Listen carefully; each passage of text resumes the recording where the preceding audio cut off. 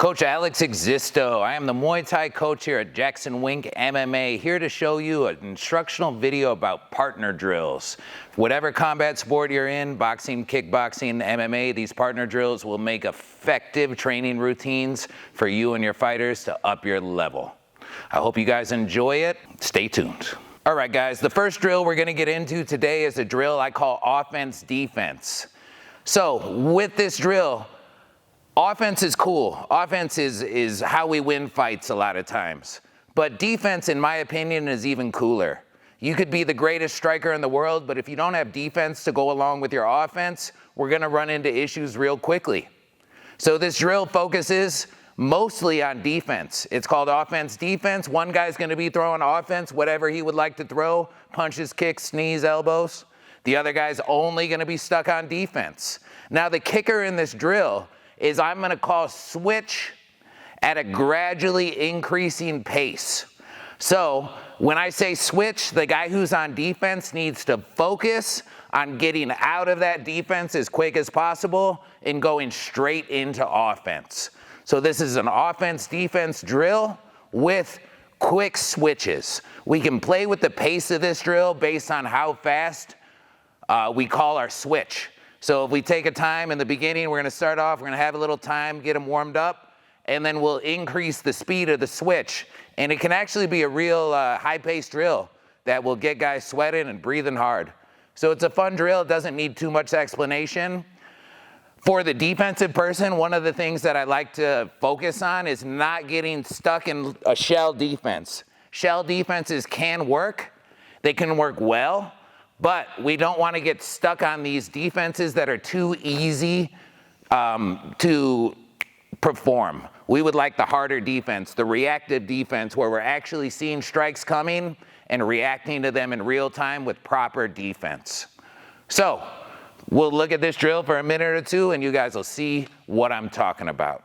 Anyway, offense, defense. Nick is going to start on offense. Isaiah's on defense. Go.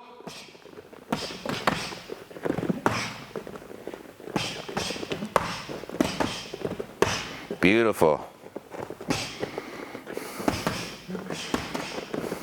Nice.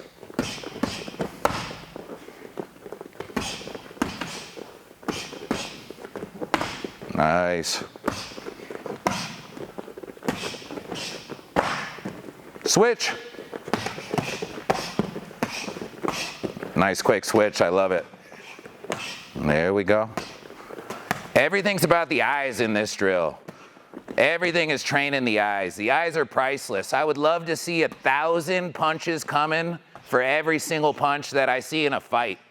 So think about that. You're gonna see 300 punches in a fight. I wanna see 30,000 punches in training leading up to that fight. We're training the eyes. Switch. The eyes are priceless. We gotta be calm in these situations. We gotta be calm as these strikes are coming at us. There is no room for panic in fighting. Panic never helps performance. We gotta stay calm. Switch.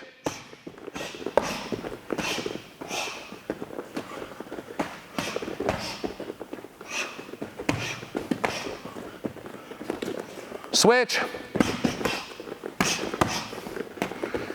Notice the person on offense is always keeping their hands up, always staying defensively responsible. Just because there aren't strikes coming back at him right now, doesn't mean there won't be in real life. Switch. Isaiah, you're tapping your gloves together right before you start. Did you notice that? No, sir. All right, so right before Isaiah starts, you notice he tapped his gloves together. We don't want to do that in life. When you tap your gloves together, it tells the person that you want to hit him.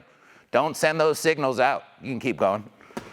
You guys can just keep training as I'm talking, by the way. We're always sending signals as we're fighting. We're always telling our opponent something. We need to know what we're telling them. And if I'm clapping my gloves together, I'm telling him that I want to hit him or I just got hit. One of those two things are being said in that moment. Switch. We're going to start to speed it up a little bit, get a little more high pace out of this drill. Switch.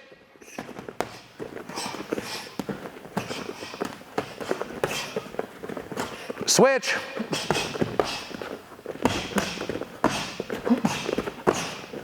Switch. Nice, right back. That's what I love to see, guys. Real quick pause. Isaiah, notice as you're throwing this low kick that your abs are really kind of open. Be careful in that situation. Remember, whenever we're fighting, guys, if we can see the ribs, if their abs are up like this, you're in a horrible position in life. You're open for so many body attacks. So as Isaiah, specifically, as you're throwing that inside low kick, make sure you're hunched over in that midsection. You're tight. You're ready for whatever's going to hit you. Because you're throwing all this stuff, and then they get a push kick right down the middle, and your abs are loose. Life's going to be bad. Resume. Switch. Switch. Switch. Oh ho, oh ho. Nice. Always trying to use our defense to set up our offense. So if you're on the defensive side, try to realize where you are when you're setting up your offense. We need our offense to flow into our defense. We need our defense to flow into our offense. Switch. Switch. Switch. Switch.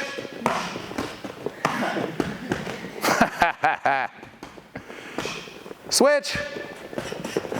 Nice. There we go. That's a little better, Isaiah. Switch. Switch. Switch. Nice. Good job, guys. Pretty simple drill. Notice the quick nature of going back and forth. Sometimes I'll go even faster than what I was going right there. I want to get that high pace of being on defense and then being able to come right back into that offense. And like I mentioned before, high levels of fighting use our defense to flow into our offense and use our offense to flow into the defense. When we know how to combine these ideas together, we are going to get great results. So notice, like I said in that drill, we're not working on shelling. Shelling is a great technique we could use, especially if we got big gloves on. You can block a lot of stuff with a shell. I remember the first Thai guy I ever trained with, Jongsanan Fairtex. I trained with him at the Fairtex gym in San Francisco in 2004. And he showed me something that really blew my mind. He said, "Alex, throw some stuff at me." And I was just unloading, and he just shelled up in this little shell and would time a beautiful counter strike to get out of it, and he would mess me up doing this. If we got on big gloves, the shell can work well. One of the caveats to the shell is I don't want to stay in there for more than 2 to 3 strikes. After 2 to 3 strikes, I need to punch my way out of that shell. But you can block a lot of stuff with the shell. But when we're talking about small glove MMA, it's a little bit different. Don't get stuck in that shell in small glove MMA. You can be there for a second, but don't be there for long. The punches are gonna find a way through a lot better than they would with big old boxing gloves on. Big old boxing gloves are a beautiful tool and a shield, so we can use them. MMA gloves don't quite work the same way. We could still shell, but we're not gonna be there for long. So let's look at a drill for a second, talking about those shell ideas and getting someone to use the shell, but then come right out of it, which is the important part of the shell. If we are shelling, we need to shell for just a second to find some power punches to exit with. So what's gonna happen is, we're gonna have one guy start off in reactive defense. So somebody's gonna throw a few punches, they're gonna be reactively blocking. After a second, this guy's combination is not gonna stop, and he's gonna realize that it's slightly overwhelming. I might just wanna take myself into the shell for a second and let him get all this out of his system. So we're gonna be transitioning from normal defense into a shell and then ripping out of that shell with whatever we decide to. Typically a power punch coming out of a shell. Most of the time I'm not gonna jab coming out of the shell. I also wanna be careful with uppercuts when I'm coming directly out of the shell. They can work, but remember, the 2 most dangerous punches for yourself are the overhands and the uppercuts. They both just leave a lot of holes to get punched through. Great weapons, and you can do great damage to your opponent as well, but realize the danger inherent within those 2 punches. Great punches, also dangerous punches. So the drill, one person's gonna start in reactive defense, get themselves into shell. After no more than 3, probably 1 to 2 punches into the shell, we're gonna explode our way out. This brings me into one more theory for a second. The theory says, Some of the best counter strikes are the strikes that I get splitting my opponent's combination down the middle. Example, I'm throwing the 1, 2, 3, and right in between that 2 and 3, they get hit with the counter shot. These are effective counter shots because our opponent is so committed to the offense in that moment that they tend to throw their defense away a little bit. And we need to learn how to capitalize upon our opponent's hand being down while he's striking. We're gonna get some of the absolute best counter strikes when we split our opponent's combination down the middle. Anyway, we got our shell drill. Make sense, guys? Yes, let's see, Nick's on defense to start it, because Nick's done this one a couple times. There we go, nice.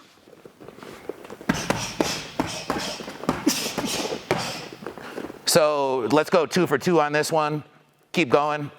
A lot of times I like to either make my drills 1 for 1, 2 for 2, or 3 for 3, just depending on what we're doing. Some drills are all on one side and then we switch partners for, we'll go for a minute or so. This one we're going 2 for 2.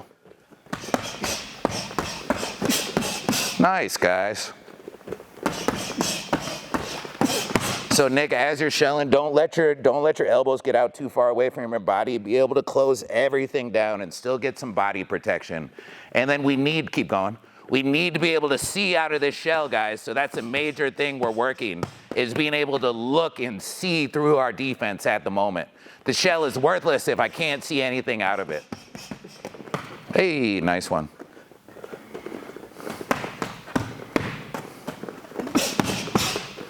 So interesting idea, let's try it for 1 second. Let's try coming out of the shell while still keeping a really tight defense with a knee, and then following up after the knee. Make sense? There we go. Go straight to that body. Straight to the body. My bad. There we go.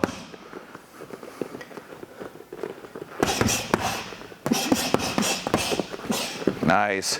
So Isaiah, on that knee, like I said a second ago, sometimes we can throw completely defensive knees where we're blocking everything and kneeing at the same time. So that's kind of what I'm looking for in the moment. You had the timing was beautiful, right? You threw it right as he was throwing the left hook. You got a great opening right underneath there. This is a painful spot to get hit in, guys. While we're throwing that left hook and we get hit right in those ribs, it is not fun. But maintain even more defensive responsibility in that situation, just in case his stuff does get through. Yeah, you could even come into this position and knee right off that. Yep, other way with the hands. There we go. That way you got all the protection on this side. Yes, couple more reps, guys. Oh, wait. Nice. Nice.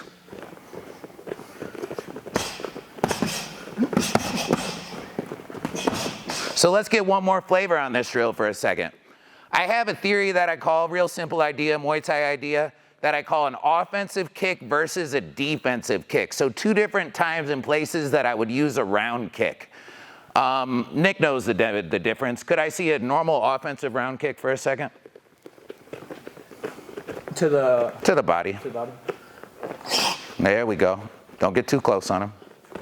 There we go. So notice on this offensive kick, he's using this arm, what I call the counterbalance arm, to help him throw with maximum amounts of power. The counterbalance is imperative to throwing a good kick because it allows us to get more power and not to get out of position. Remember, we need to be able to stop our kick if we miss a kick, and if we don't have a counterbalance, it's really hard to stop that kick. Now, the secondary type of kick I'll talk about is the defensive kick. So now Nick's gonna throw a couple just plain defensive kicks as he lets go of the round kick. He's gonna maintain good defense. Notice how that hand stays right in front of him as he's throwing this defensive kick, and he allows it to be an obstacle in between his face and his opponent. So now we're gonna use this defensive kick to get ourselves out of the shell. Does that make sense? Mm-hmm. All right, let's see a couple of them. Nice, and then follow up afterwards too. Nice, Isaiah's up. Almost got it. Isaiah's never done this defensive kick before, so remember to just keep that sucker right out in front of him, palm facing towards your opponent.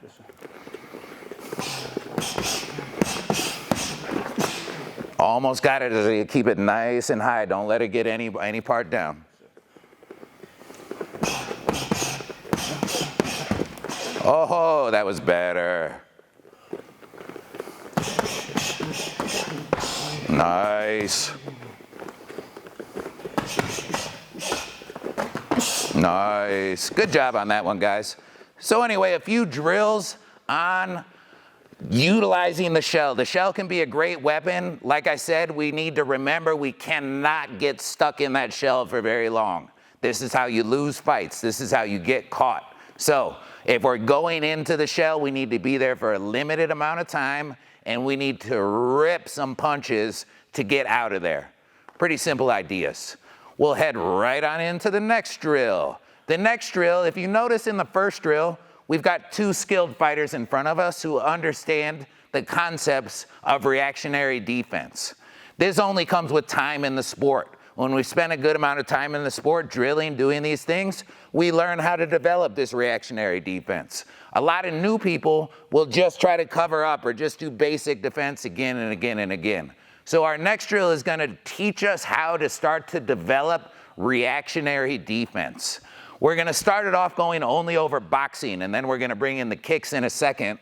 I call this drill 3-for-3 boxing. So what's going to happen is one person's going to throw 3 punches on the other person, and the other person's going to reactively block, using their defense to set up their offense, and they're going to come back with their own 3 punches. So it's just going to go back and forth and back and forth and back and forth.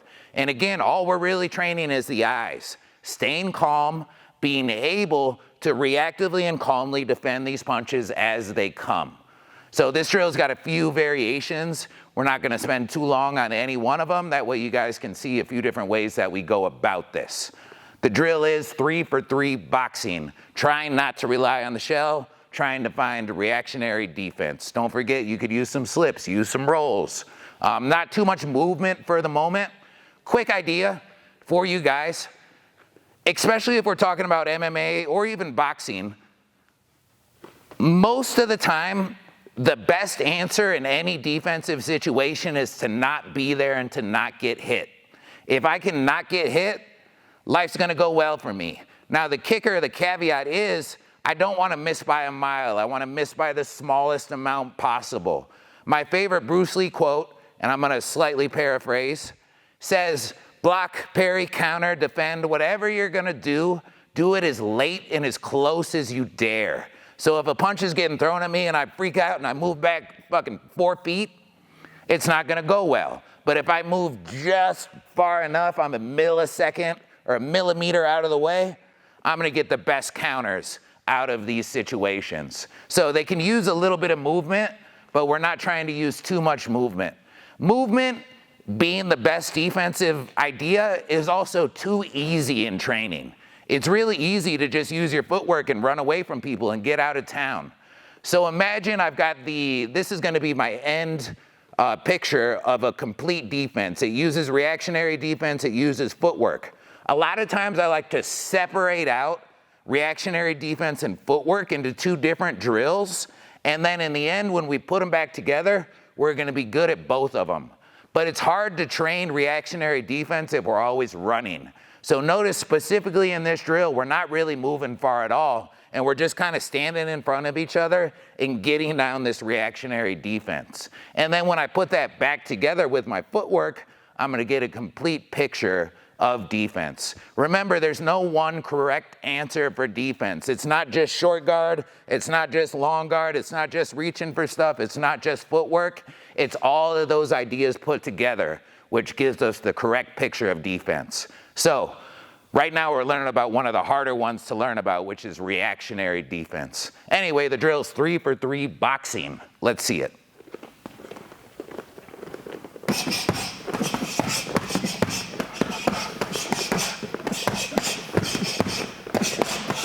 Woo, looking nice, guys. Nice, there we go. Got a little head movement in there. There we go. And you might make the wrong choice in this sometimes. That's what drills are for. You never get anything perfect in life. Perfection is an illusion. We just need to keep striving to be the best that we can.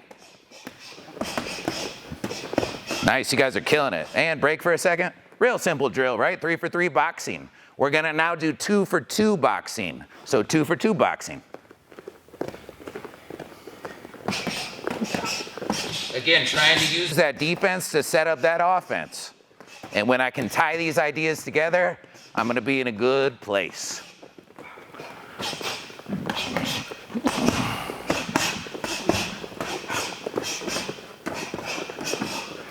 And 1 for 1 boxing.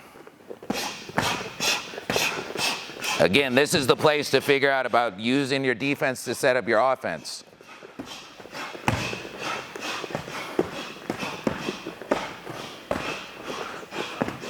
Nice, take a break for a second. Pretty good job on that, guys. Isaiah needs a little bit of work on realizing when he's slipping to this side or he's moving to this side or he's defending on this side to use weapons off of that side. Sometimes, Isaiah, you'd be slipping over here and then you reset yourself and then come. Why waste that time? It doesn't really make that much sense. Be able to, if you're defending, moving over to the left, find left side weapons. You're defending over on the right side, find right side weapons. Pretty simple. We're gonna go through this one more time, but now we're gonna do it with all our strikes. So we got kicks, we got punches, we got knees, we got whatever we're looking for. I call this one for 1 MMA. Pretty simple. 1 for 1 MMA or Muay Thai, whatever we feel like calling it. One shot, one shot. Yes, sir.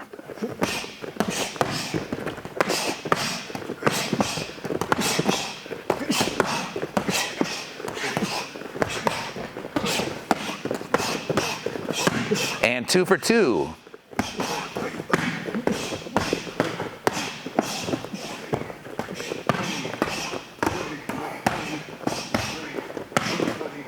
Woo, nice. Ha ha ha. 3 for 3.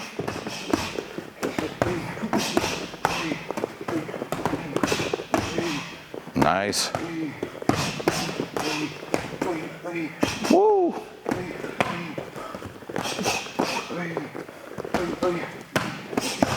And take a break. Looking excellent.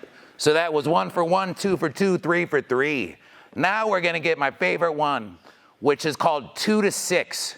We'll just do it with all the weapons. You could do it boxing, you could do it any iteration you're looking for, but we're gonna do it with all the weapons. So 2 to 6. Now what we're thinking about is we don't know when their combination is gonna end. So now it's up to the fighter to judge and figure out when the other guy's combination is ending. That way he can come back and get his own work afterwards. So a little more judgment in this drill. Quick little tip that can help you figure out when your opponent's combination is ending is most of the time, and it's definitely not always, but most of the time when a fighter is in front of you, the last strike in the combination tends to be the hardest one. So if they're throwing a 3-piece combo, typically the last strike in that 3-piece combo is going to be the one with the most power on it. So this is a way we can learn to determine when our opponent is going to finish their combination. Pretty simple ideas. Anyway, guys, let's see, 2 to 6, a little bit more judgment now required. One person does 2, one person does 6. So in between 2 to, I may not have explained this properly. If he's asking me a question, I didn't explain it to you guys right. So let me re-explain one more time. Each person is going to throw anywhere in between 2 to 6 strikes. So now you got to figure out, is it going to be a 3-piece? Is it going to be a 4-piece? Is it going to be a 2-piece? It's on you to use your judgment to figure out. Obviously, there'll be some misjudges where you end up going on top of each other. That's not the end of the world. But we're looking to now judge when our opponent's combination is ending. 2 to 6.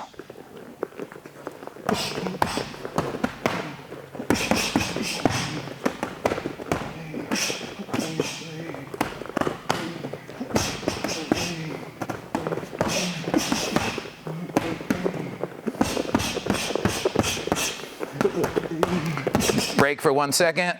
Isaiah, you're giving me real easy answers to this. How do I know when your combination has ended 70% of the time? What's the same thing you're doing? Ending on a kick. You're ending on a kick, right? We don't always, kicks are great to end on, and we love to use our punches to set up our kicks, but we don't always want to make that the end of our statement. We don't always want to make that the end. So now Nick has also figured out that, hey, Isaiah throws a kick, now it's the end of his combination. Don't let that be a tell. Sometimes mix it up, sometimes right after that. Remember in class, we just went over this one that was kick, boom, and then punch right afterwards. Sometimes get some of those suckers. Don't be predictable, right? Right back to it. Oh, there we go.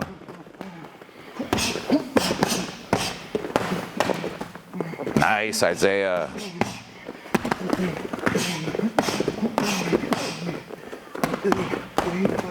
Ooh.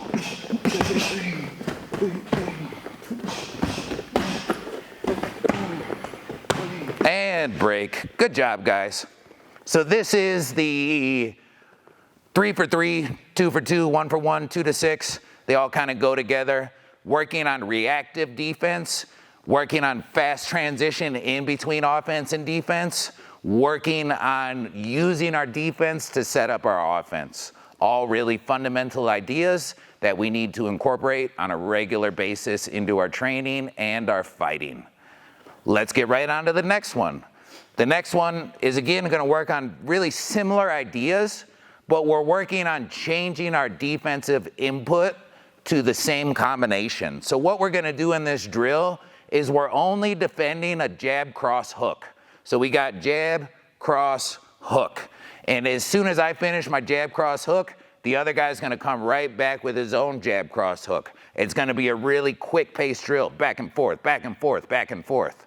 But what we're really looking to do in this is use different defensive inputs when we're defending the 1, 2, 3. So sometimes you're going to go catch, catch, block. Sometimes I'm going to go catch, slip, roll. Sometimes I'm going to go catch, catch, roll. I mean, the options are endless. There are a bunch of different ways. I could use long guard. I could use short guard. We don't need to go into all the different ways that you could defend. We're more talking about the drill aspects of what we're doing at the moment. So we're looking to not be reliable and not always defend in the same way. Remember one thing about fighting. I can never be reliable for anything. I need to be spontaneous until it's time to be ruthless. Once I've kind of cracked their shell, once I've thrown enough low kicks that I've cracked that shell and now they're not comfortable anymore, I'm going to be ruthless in that moment. And even if he's checking my low kick, I'm going to kick straight through that check, right into his knee, and you're going to take him out. I need to be ruthless when I smell blood in the water. But before that point, I need to be spontaneous. I need to keep him guessing. I need to approach these situations in a variety of different ways.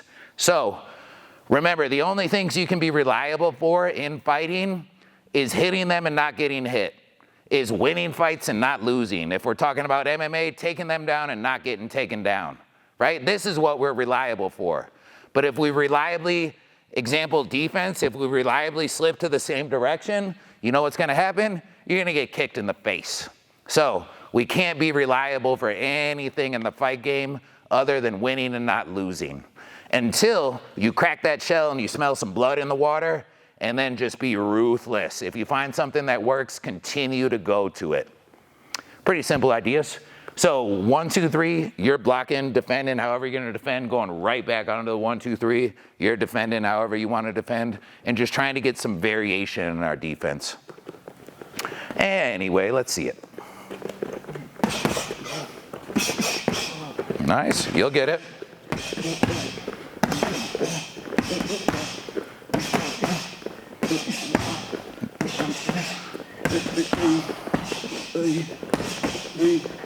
Ha ha ha, nice.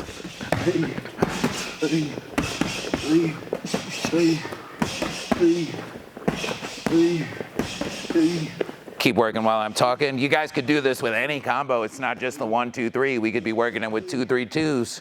We could pick any combo in the book. We could give one guy one combo and give the other guy a different combo. You know what I mean? Pretty simple drill, but just basics. Remember, basics wins fights. Fundamentals are fundamentals for a reason, because they work. This is what we need to train as fighters. It's cool to have tricks, but as we say in America, tricks are for kids, silly rabbit. So we need to have the fundamentals. The fundamentals work. The fundamentals are fundamentals because they work on a regular basis. Let's do one more iteration of this combo, guys. Let's work 2-3-2. Same drill, just working 2-3-2.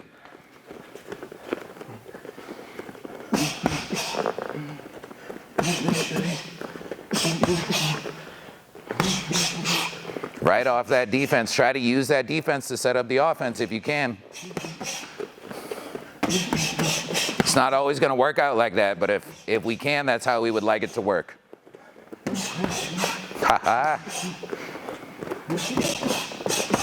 And again, you're going to take a break for a second, guys. That was a beautiful demonstration moment.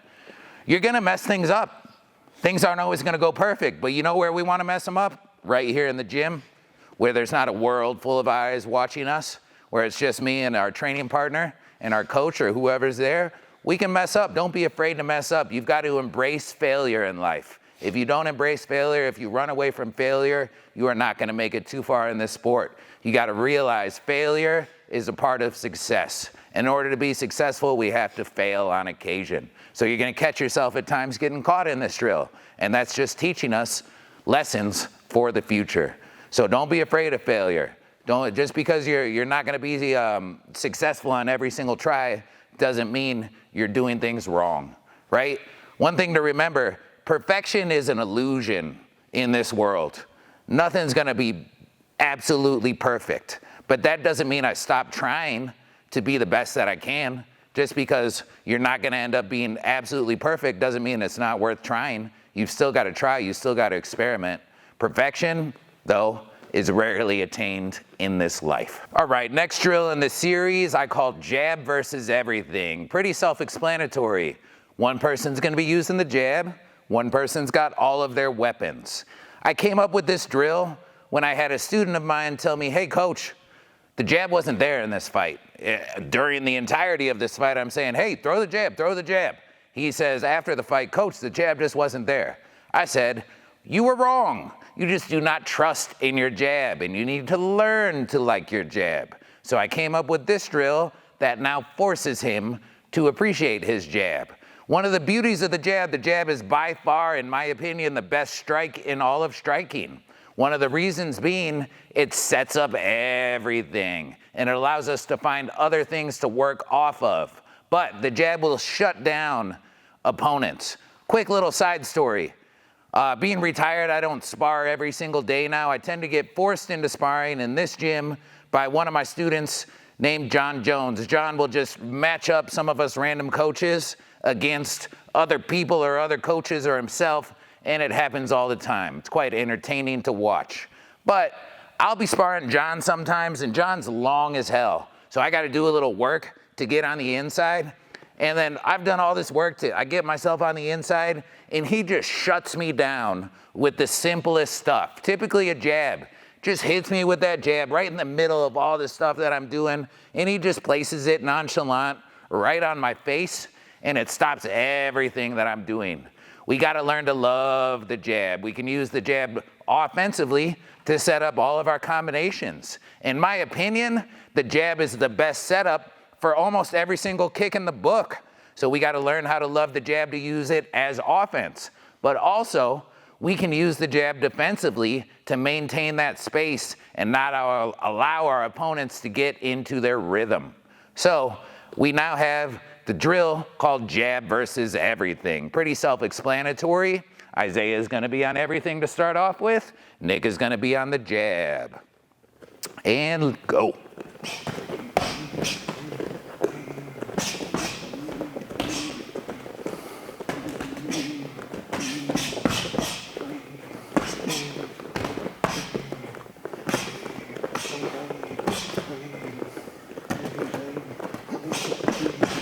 There we go.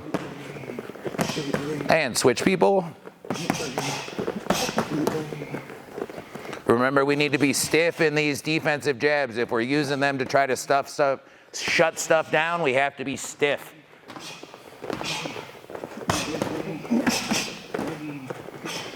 Another time to be real stiff and authoritative in your jabs is a jab to the body.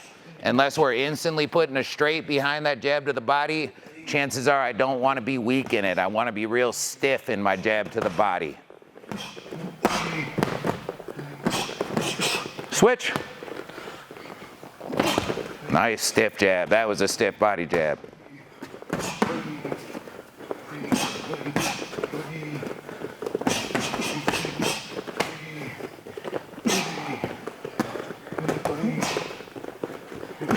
Switch. One more switch through.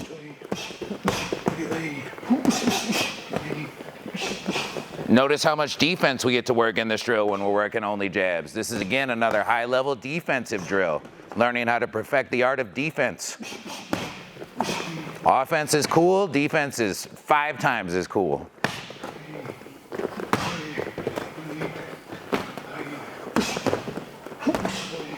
Switch.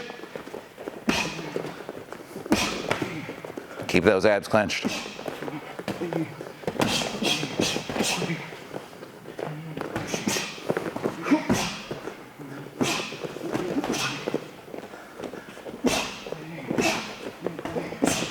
And break. Simple ideas, guys. Remember, fighting isn't complicated. Fighting's simple. You want to be a world champion? Win fights, don't lose. Right? Punch them, don't get punched. You win fights. Take them down, don't get taken down. It's not a complicated game plan.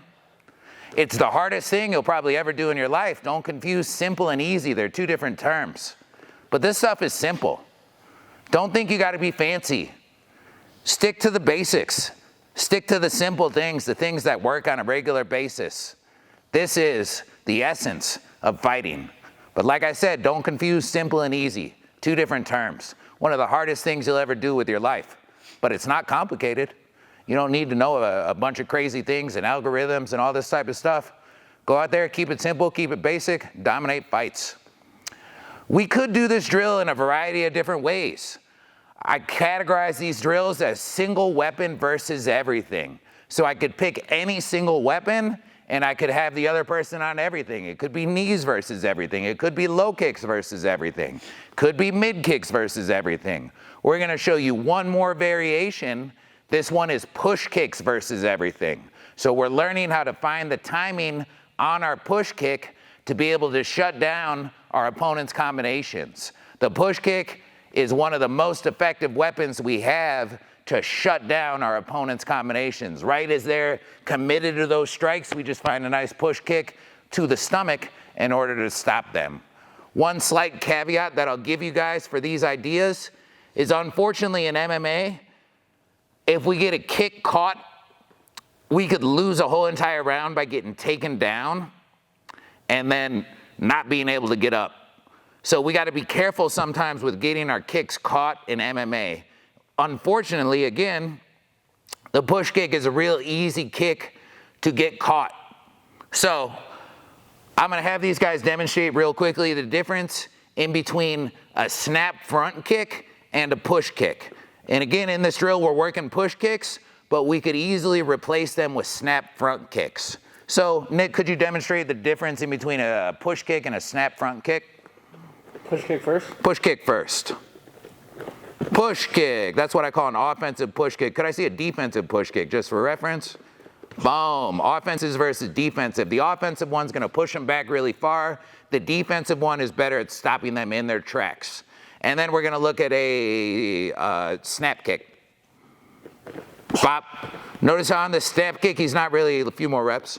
Notice how on the snap kick, he's not really moving them anywhere. Could you guys switch directions? That way they can see it from both sides. Go back on offensive, defensive, and then do snap kick. Offensive, really trying to push them. Defensive, boom. Notice real quickly, could you freeze on one of these defensive push kicks? Notice how his foot is turned slightly to the side like this. We do this on purpose. That way he's got a good grip across the body. Sometimes if my push kick is straight vertical, it can work well, but sometimes it's got a tendency to slip to one side or the other. So when I put a little bit of turn onto that sucker, I can do a good job at grabbing onto their body. So that's why I call it a defensive push kick. It has a little bit of angle most of the time. Doesn't have to. And then a snap kick. Bop, there we go. Make sure you're really snapping that sucker upwards. There we go. So one of the things to think about on these snap kicks is I'd like to push, could you just lift your shirt up for 1 second? There we go. I like to get you wanna get loose in your abs? I don't know if he can get loose in his abs. Look at that shit, it's like rock solid. I wanna get underneath his ribs if I can in these snap kicks. Remember, with body strikes, it's a good idea to go upwards. And if I can get this up underneath and really go, we can see it on me, I got tons of fat. If I can get up underneath that rib and go up inside here, I'm gonna get great results in life. This stuff feels bad. Imagine those toes just going straight up into the body. So with this snappy kick, we're looking to use the ball of our foot, our toes pointed upwards, and we're looking to just snap up into it. It's not gonna push them backwards at all, but it does hurt. I'm highly biased. I'm the Muay Thai coach at Jackson Wink MMA. I'm highly biased to the fact that Muay Thai is the best martial art in the world. You could, argue other points, but I think you would lose because Muay Thai is the king. But this is one of the few weapons that we don't really utilize in Muay Thai that I think could transfer well from MMA into Muay Thai. We are so effective at scoring push kicks in Muay Thai, but a push kick doesn't hurt. You could hit me with the hardest push kick in the world. It might knock me back 10 feet. It might put me on my butt, but you're not gonna hurt me. Occasionally you could hurt me with a push kick to the face, and very rarely you see someone hurt with a push kick. It is possible, but it's not probable. This snap kick hurts, and it doesn't just hurt a little bit, it hurts a lot. It is a very painful kick to get struck with. So, mostly in this drill, we're gonna be using defensive push kicks. We could, on occasion, find a snap kick though, and knock our opponent out instead of just stopping their momentum. So the drill is push kick or snap kick versus everything. So now he's got to find these breaks in between the punches when the other guy is committed to his punch and find the openings for his push kick. Let's see it, guys.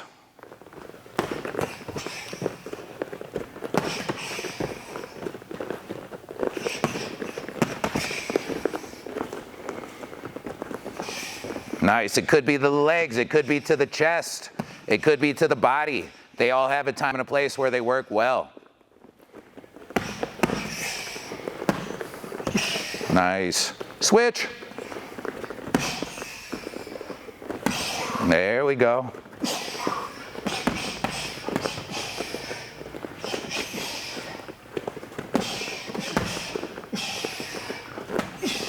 Try a couple to the chest, Isaiah. The chest one works really good, especially defending a 1-2.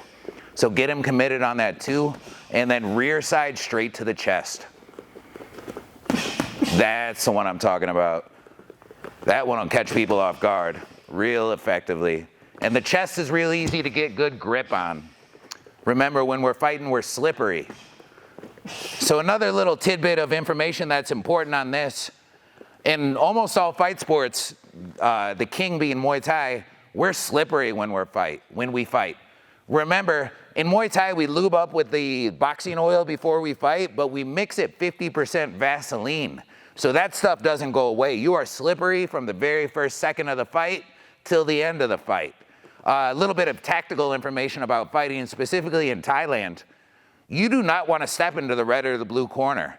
Those are going to be so slippery, especially later on in the fight card.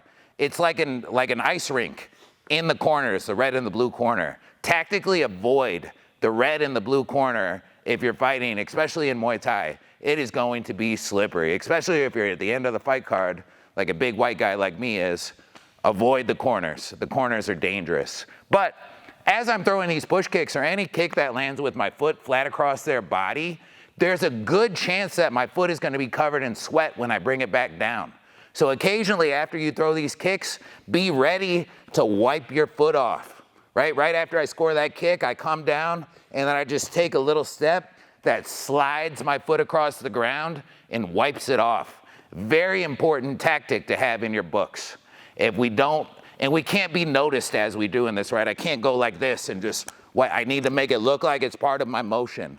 But be ready for a wet opponent when you're scoring strikes with the flat bottom of your foot, because chances are you're gonna slip very quickly after this. So just be ready tactically to dry off those feet at any given moment. Back on the drill. Odd.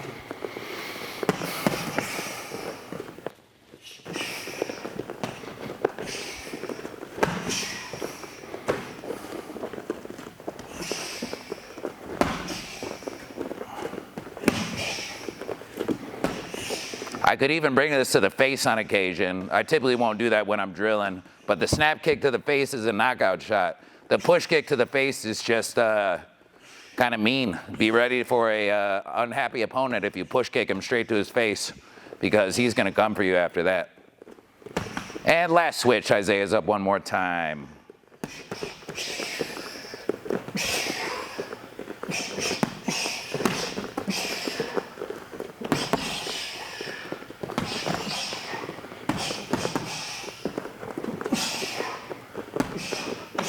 All right, good job on that, guys.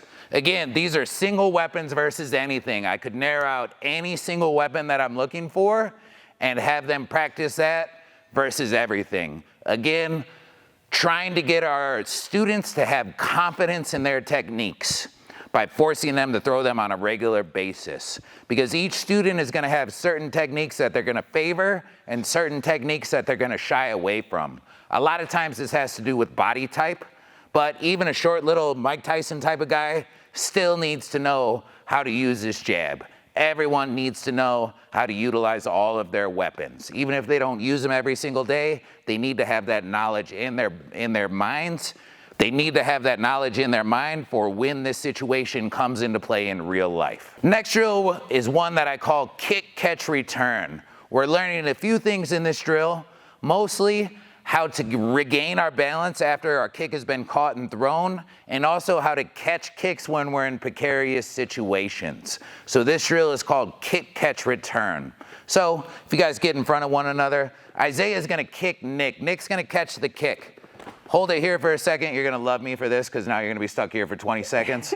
Remember, catching kicks is technically a mistake, and if I don't do it properly, I'm gonna get kicked in the face. So let go of the kick for 1 second.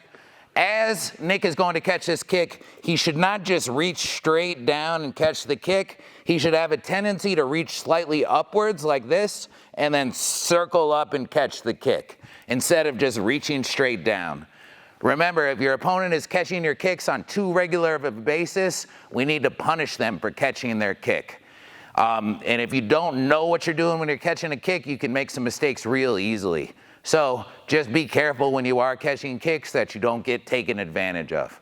But what's gonna happen is after the kick is caught, one person's gonna throw it and they're gonna return a kick instantly. And then the other person is gonna be working on being slightly out of position and still catching the kick. So the typical catch that we're going for is the one that I just showed you like this. On occasion though, I'm gonna get out of position. Nick, could you hop on this side? So Nick's gonna catch my rear kick, he's gonna throw it off to the side, he's gonna throw it relatively hard. Whoop, yep, so you whip it. Typically, when he's returning his kick, return the kick. I'd like to come back into this position and get this under grab like this. But sometimes he's gonna throw me so hard, throw me one more time, boom, that I can't make it. And then I'm gonna get into this catch position, which I like to call an emergency catch situation, or somewhere I would most likely not go on a regular basis, but I could use to good effect. This one, obviously, if it's a kick to the head, is gonna be a bad day for me. So I don't wanna use this kick catch too often because there's a potential that I get kicked in the face. But if I'm out of position or I really know what I'm doing, I can get some great catches off of this catch. So most of the time going for this one. On occasion, if we're out of position, we're gonna go for this one. Pretty simple drill. Kick, catch, return. Let's see a few reps. Nice. You guys got left kick options too. Nice.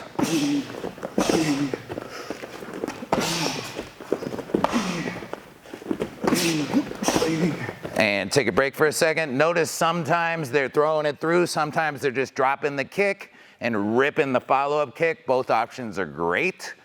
One other thing that happened there a second ago was Nick played around with the kick once he caught it. Remember, I can catch that kick and I don't instantly need to throw it. Sometimes I could, especially if I got him off balance, I could play around with that kick and swing it back and forth for a second, making them guess about where my follow-up is gonna be. Couple issues with this. Real quickly, let's get into a slightly different concept and I'll come right back here. What I believe is the highest percentage takedown after a caught kick is what I call a caught cut kick.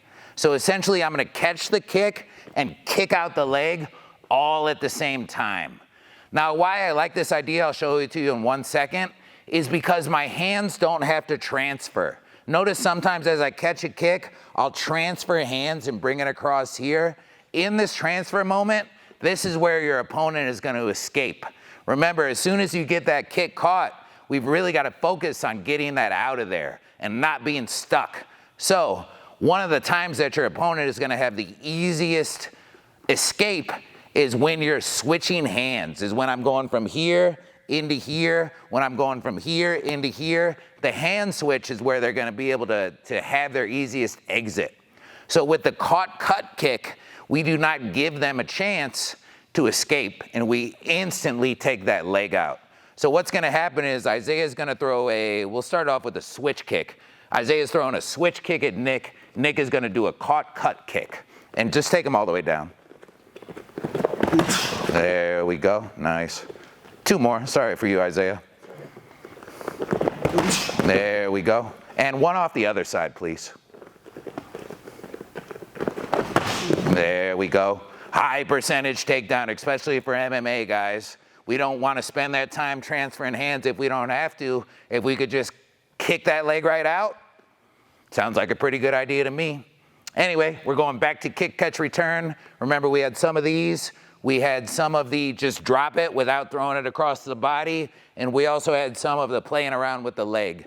Why I brought up that caught cut kick is if we are playing around with the leg, this is an easy time for them to just escape. So remember, if I do catch Nick's leg, I got it, boom, I'm playing around with it right here. I don't want to hold it down. 1 more time, you're good. I don't want to hold it down low. Because A, he's going to end up putting a lot of weight on this, which makes it hard for me to hold. But B, now he can just lift up his leg like he did a second ago. Yep. So what I want to do, he kicks me.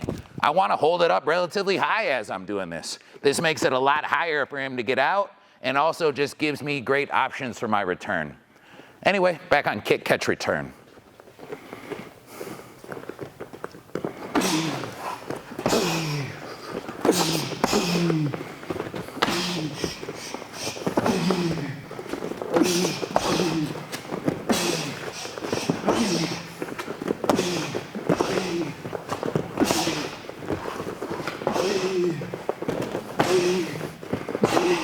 Notice how they're always keeping their hands up as they're kicking. Even though they know this is just a kick drill, they're always being responsible defensively.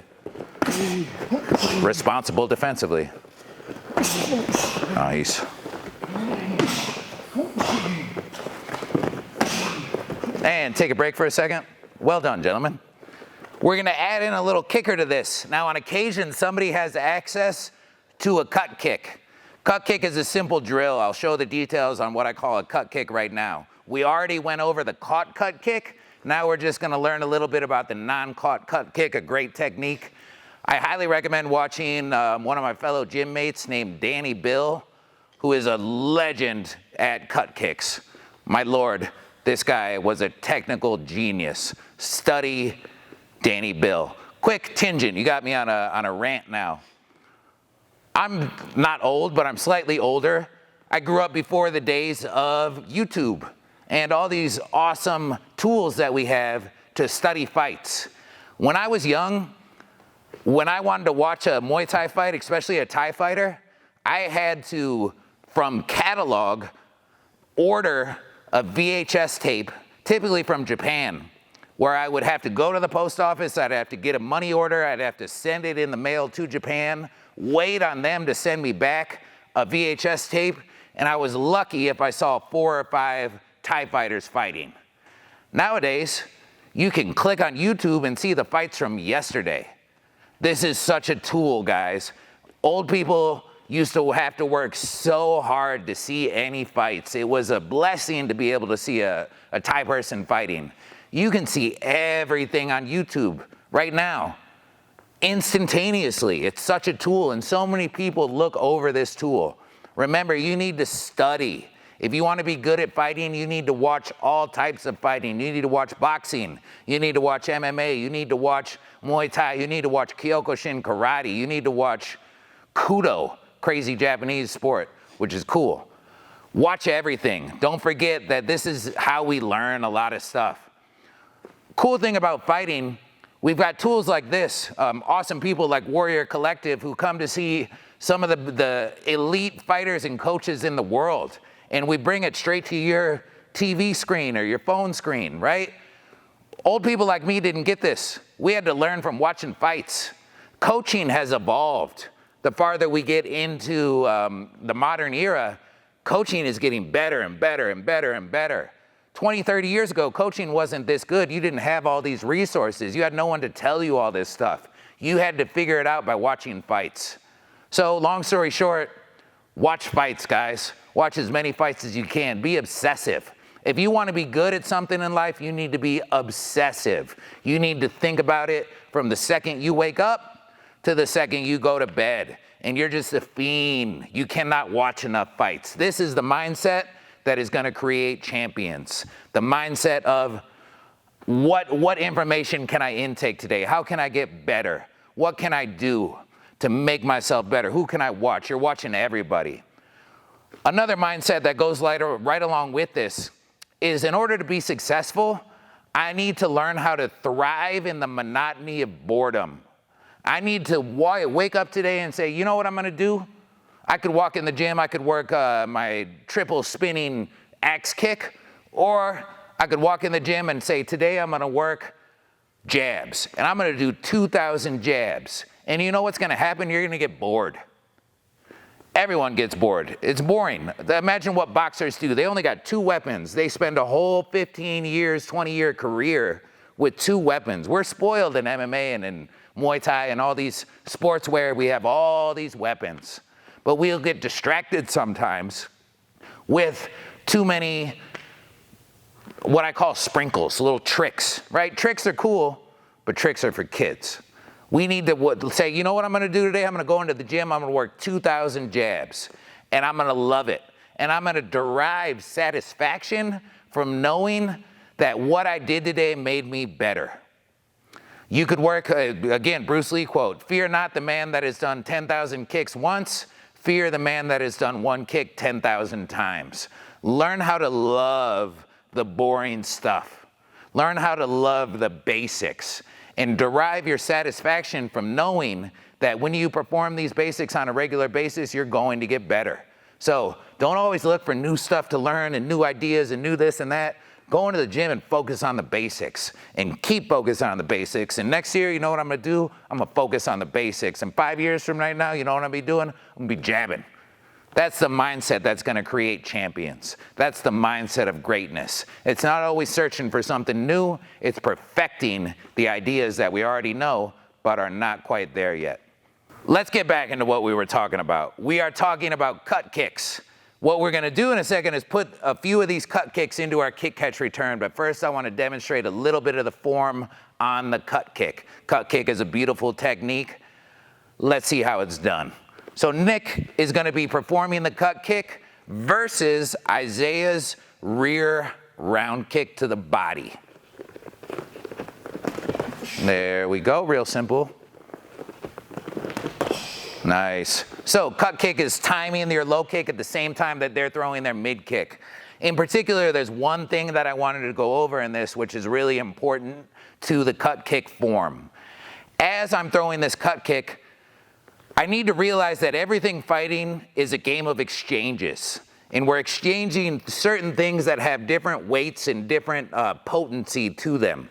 So I would love to be the guy who eats a jab to score a high kick. I would not love to be the guy who eats a high kick to score a jab. They have different weights behind them. We're always doing this exchange when we're fighting. We're always exchanging one thing for another. And we need to be on the weightier side of the exchange. So potentially Nick is kicking out a high kick, right? And if that high kick scores, it's gonna be a bad day for Nick. So one of the things that he does while throwing the cut kick is defends his head by keeping his elbow pointed almost all the way to the sky. This protects my head in case I misread the situation. If I get hit to the body, I'm already moving in the opposite direction of the kick, so I should avoid the majority of the power of the kick. But if he hits me in the head, this could not work out so well for me. So as I'm throwing this cut kick, I've got my elbow pointed all the way up to the sky like this, which protects my head from getting hit in that situation. So could I see like 2 more cut kicks? There we go. Notice how Nick moves himself off to the side, giving him more power to kick that leg out, also taking the power away from his opponent's kick. So let's go back to kick, catch, return, and either one of you guys on occasion could, instead of catching a kick, go right into a cut kick. And for drill purposes, just tap on the cut kick. That way you don't have to send them all the way down and force them to get up. Quick idea for training, cooperative training with your partner. Lazy sweeps hurt people. This is how we accidentally roll an ankle or do some crazy stuff like that when we're trying to be nice on that cut kick, but we hit it just hard enough that it kind of knocks them off to the side. So if you are doing some of these sweeps, it's the half-ass sweep that gets people in trouble and makes them roll ankles and hurts people. If we really just rip that sucker out, we're not gonna hurt anybody. You're gonna fall on your butt, but it's not gonna hurt. We got mats to train on. But when I half-ass that cut kick a little bit and almost take it out, but I don't, this is when your partner rolls his ankle or does something like that. So for drill purposes, Nick's just gonna tap onto the cut kick and not really put too much power into it. That way the drill can continuously flow. Also, that way his partner doesn't accidentally roll his ankle. Same drill, now we're adding in an occasional cut kick on any one side.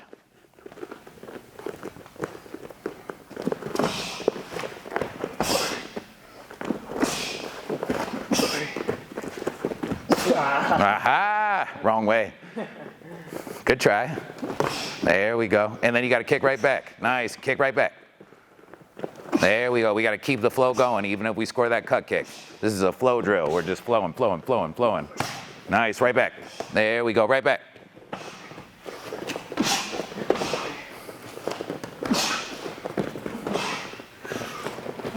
Nice, work your way back this way a little bit. Nice.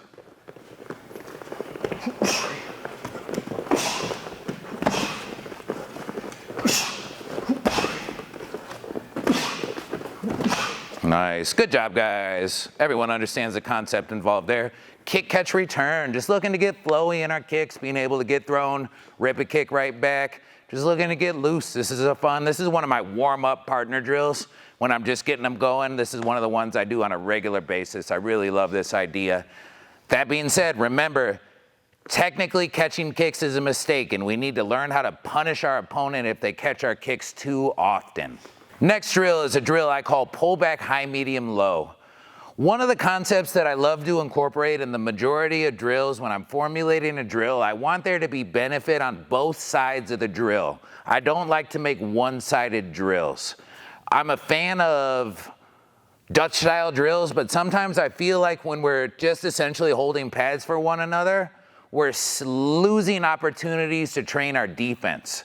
So instead of, in a lot of my drills, instead of just catching for one another and holding these shots, we're gonna practice our reactive defense. That's why in the beginning, we could have been doing those drills kind of Dutch style with the 2 to 6, or we could do it reactive style where the offensive person is training their offense and the defensive person is training their defense.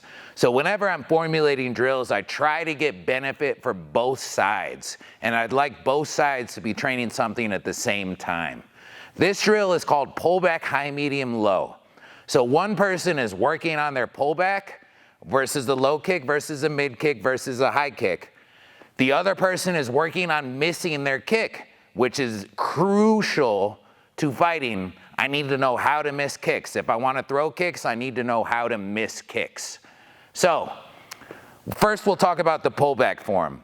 Like I mentioned earlier, we're trying to miss by the smallest amount possible. We don't want to be far away. If I'm pulling back from a low kick and I feel just their toes swipe across my leg, I did it really, really well. The toes aren't going to hurt you. They might scratch you a little, but they're not going to hurt you. If I'm pulling back from a high kick and I feel the wind of their kick go past my face, I've done a good job. This is as close as you dare, right? So the person defending the low kick, first Nick's gonna throw a low kick at me. I'm just gonna pull back on this low kick. My back foot's not really moving, notice? That way I can step right back in and get right back into my offense. I'm not, most of the time, bringing my foot back behind my rear foot. For this variation, I want my feet to stay at maximum square, but I'm trying not to get too far back. That'll get me some different techniques. Also good techniques, just different techniques. When he's throwing the mid kick, the form changes slightly. When the mid kick's coming, I like to envision that I have puppeteer strings attached to my hips, and a puppeteer is pulling my hips upwards and back like this. Notice how I get up onto my toes, my hips come back, and the last thing that's important, Nick's throwing a mid kick at me, is I'm gonna bring my hands up like this. This might seem pointless, but it's got a very specific purpose. Let's switch sides for 1 second. We need to realize that there's a potential at any time to misread a situation. So I thought it was a mid kick and it ends up being a high kick. This could turn out very badly for me, but this is actually what the arms are for. So let's say Nick throws a high kick on me and I think it's a mid kick. Bop. Notice how now I've hidden my chin inside of my armpits and he's not gonna have easy access to my face.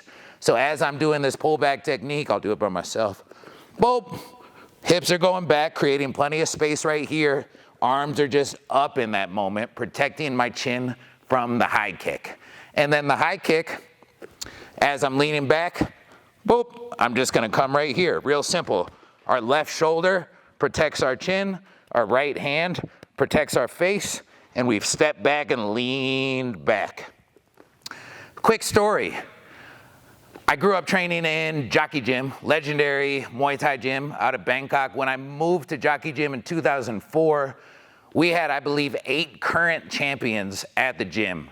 Absolute legends like Sanchai and Lerdsila and Cao Klai, just a bunch of killers. My coach, the coach of all of those fighters, his name's Pipa Jockey Gym, trained a number of champions. The fighter, interestingly enough, that he said had the most skill ever coming out of Jockey Gym was a fighter named Silapat Thai Jockey Gym, Silapathai. You can find highlights of him all over the internet. Silapat Thai was a killer, just a technical genius. Interestingly enough, one of Silapat Thai's greatest moves, and this also applies to Lerdsila, this story's twofold, I'll get to it in a second, is the pullback. The pullback's a moneymaker. We can get away with so many dangerous things with this pullback. But me and Nick was also there at the same time. Me and Nick were watching Silapat Thai train a young fighter in the ring, and every time this young fighter would do a pullback, Silapat Thai would tell him, no, don't do this pullback. Now this is one of his best moves, and he utilizes it to great effect on a regular basis. But the moral of the story is, the pullback is too easy. The pullback's dead simple. If we're in training, instead of wasting the time pulling back, which is gonna be their second nature in the fight, actually just check. Every time this kid would pull back, Lerdsila would say, no, don't pull back, check. Second part of the story, a few months ago, from right now, Lerdsila was doing a seminar here in Albuquerque, and I went to go help translate and just hang out with my friend. And one of my students asked him, Lerdsila, how do you get away with, Lerdsila will almost step in a lot of times and do his lean back while stepping inwards. And my student asked him, Lerdsila, how do you do this and not get punished for it? And he gave the greatest answer. He said, you don't do it, I do it, right? Some of the greats in life, we can learn things from them, but we can't always replicate exactly what they do because they're greats for a reason. So, At times and places, learn how to love the pullback, but also in training, a lot of times just get used to checking, right? Checking's it requires a little bit more effort, a little bit more skill than just pulling back at the last second. But it was just beautiful to see two of these absolute legends in the pullback essentially say, don't do what I do. You're not me. If you were me, you would be a 4-time Rochester Dominant champion and the world would know your name. You're not. So stick to the basics. Anyway, just funny story. We're gonna work on pullback high, medium, low. So like I said, each person is getting benefit out of this drill. Now the kicker is gonna get benefit by practicing not spinning around in their kick. Like I said earlier, we can't be reliable for anything. And I can access what I call a forced move if I know that my opponent is going to spin around after they miss their kick. So occasionally, when we miss a kick, we can score a great spinning back fist, great spinning back elbow, spinning back kick. There are tons of options, but we can't be reliable for this. If your opponent knows that all he has to do is lean back and he's going to get a spin out of you, he can easily start to take advantage of this situation and make it a bad day for you. So remember, we can never get stuck in these forced moves. It's us who gets forced moves on our opponent. It's us who moves our opponent around. Our opponent doesn't move us around. This is how fighting works at high levels. You need to be the one. You need to be the one who dictates where the fight happens, who dictates what happens, who dictates the pace of the fight. One more quick idea on pace. Pace is a weapon in fighting. You can subdue an opponent with higher levels of experience, with more power, with more speed by having a high pace. Sometimes we just go out there in a pace that they can't keep up with and we just keep going and turn it up. And this allows us on occasion to take out opponents of higher skill level. So don't forget that pace is a weapon sometimes, guys, and we need to learn how to utilize pace and keep a pace sometimes that our opponent cannot keep up with. So anyway, pull back high, medium, low. The last thing I'll mention is a little bit of the form on how we miss kicks. It's very important to understand how to miss kicks. So as Isaiah, you're gonna be doing a lean back, Nick's gonna be throwing a high kick. The thing to pay attention to in the moment is Nick's foot on his kicking foot. So essentially this is gonna be like Nick's leg and he's gonna kick, right? This is Nick's foot, this is Nick's leg. As he's kicking, the kick's gonna come, Nick's gonna lean back out of the way, whop, and right as that kick goes past, that foot's gonna turn upwards, just like this. And the upwards turn of that foot is gonna allow my kick to be stopped directly where it's at. If I don't turn that foot upwards, this is when I get stuck in this spinning paradigm, and I just learn how to turn my foot upwards right as the kick misses. So let's look at that a couple times and see if you guys notice what's going on. So Isaiah, you're leaning back from the high kick. Nick, you're throwing a high kick and stopping it. Whop, there we go. Make sure you get that foot back down to the ground as quickly as possible. Whop, there we go. Really focus on turning that foot up and stopping the momentum. There we go. One more. Whop. Notice how right as the foot goes past the head and he realizes that the kick isn't going to score anymore, that he just turns that foot upwards and it allows him to get his feet back down to the ground. Every time after we kick, we have a priority list of things that we would like to do. At the very top of that list is get our hands back up. I can't have my hands low after I miss a kick. First thing is protect my head. After that, it's going to be get my stance back, potentially get back into the stance that I came from. But number one priority is always defending my head. This opens up some body shots. You'll notice a lot of times after fighters miss a kick, they'll go straight to the body. I could deal with a couple body shots. I can't deal with head shots as well. So number one priority is defending my head. So we're working on pullback high, medium, low. Since we're doing this, this is Isaiah's really one of his first times going through all of my drills. I've got probably written down on a list about 150 drills. These are my core drills out of those 150, but Isaiah hasn't been through most of them. So this is a good opportunity to notice how someone who's never been through these drills starts to learn and deal with these situations. But Isaiah's going to, since he's never done this drill, typically if we've done this drill a lot, we'll go, instead of going low, mid, high, we'll randomize our kicks. It might be a high kick, it might be a low kick, it might be a mid kick. But for right now, in learning purposes, we're gonna go low, mid kick, high kick. The person who's kicking is focused on getting their hands back up and getting back into their stance as quick as possible. The person who's on defense is working on missing by the smallest amount possible. Let's see it. Nick's going to be the one who defends first. Isaiah, you're going low, mid, high. There we go. Really commit to these kicks if you're on the offensive side. There we go. That way we get the feeling of doing it in real life. Woo, nice. And now Nick's up. There we go.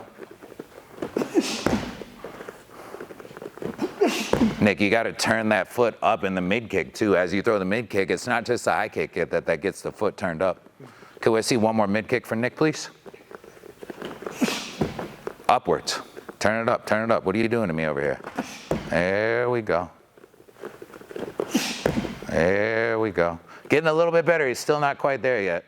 I'll train this for him later. But right now it's passable because he's not doing a whole circle. But come tomorrow, I know what my job is in the gym. It's fixing this man's missed mid kick. Anyway, back onto the drill. Pull back high, medium, low.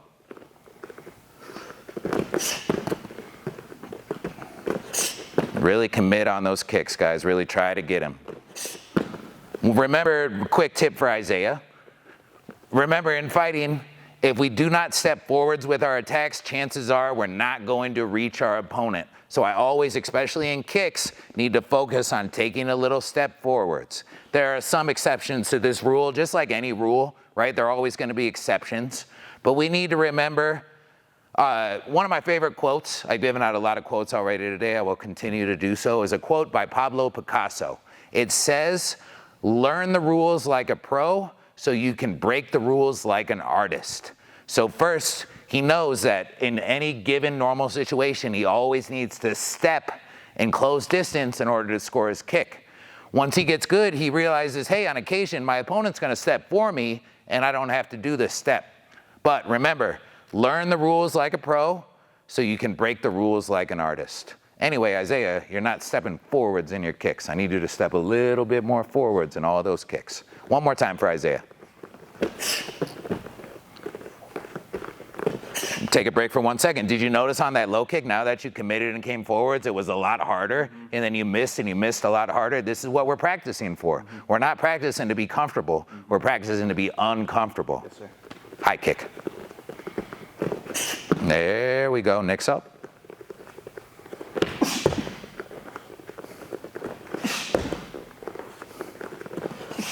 Nice. Real simple drill, right? Now we've got this part down, we're gonna work on our counters.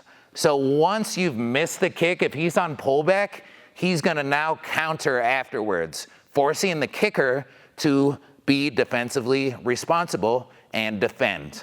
On occasion, he might have to stop in southpaw for a second or whatever his opposite stance is and defend before he has time to bring his feet back. You're not always gonna be able to get your feet back into your normal stance before you are countered. This comes with one more theory that says switching stances is cool. And the offense that comes off a switch stance is cool. But where fighters run into issues is the defense off of their non-traditional stance. So if I'm orthodox, I go into southpaw, it's easy to learn how to strike off southpaw. I really need to learn how to kick off southpaw. I need to be fluent in my kicks from both orthodox and southpaw. But the number one place that people run into issues is their defense off of the opposite stance. So you gotta know how to defend. If you're gonna go into an opposite stance, you need to have trained your defense from that opposite stance. One of the drills that I love to do for that is very simply an offense-defense drill where we're working our opposite stance defense. So if you're typically orthodox, you're gonna do all your defense out of southpaw and just learn how to defend out of southpaw. Everyone's in a rush to do all this fancy striking, switching stances, going all over the place. But if your defense is not sufficient from your opposite stance, you're walking into a trap, and we don't want to walk into traps. We want to be solid everywhere we're going in this fight. So now, once you pulled back, you're going to go into offense, whatever you're looking for, and just throw a few counter strikes, and then your opponent who missed the kick is going to have to defend.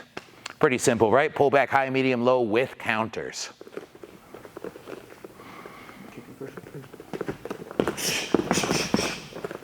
Yeah, it's not easy drill, guys. This is why we practice. Hey, nice. Woo! There we go.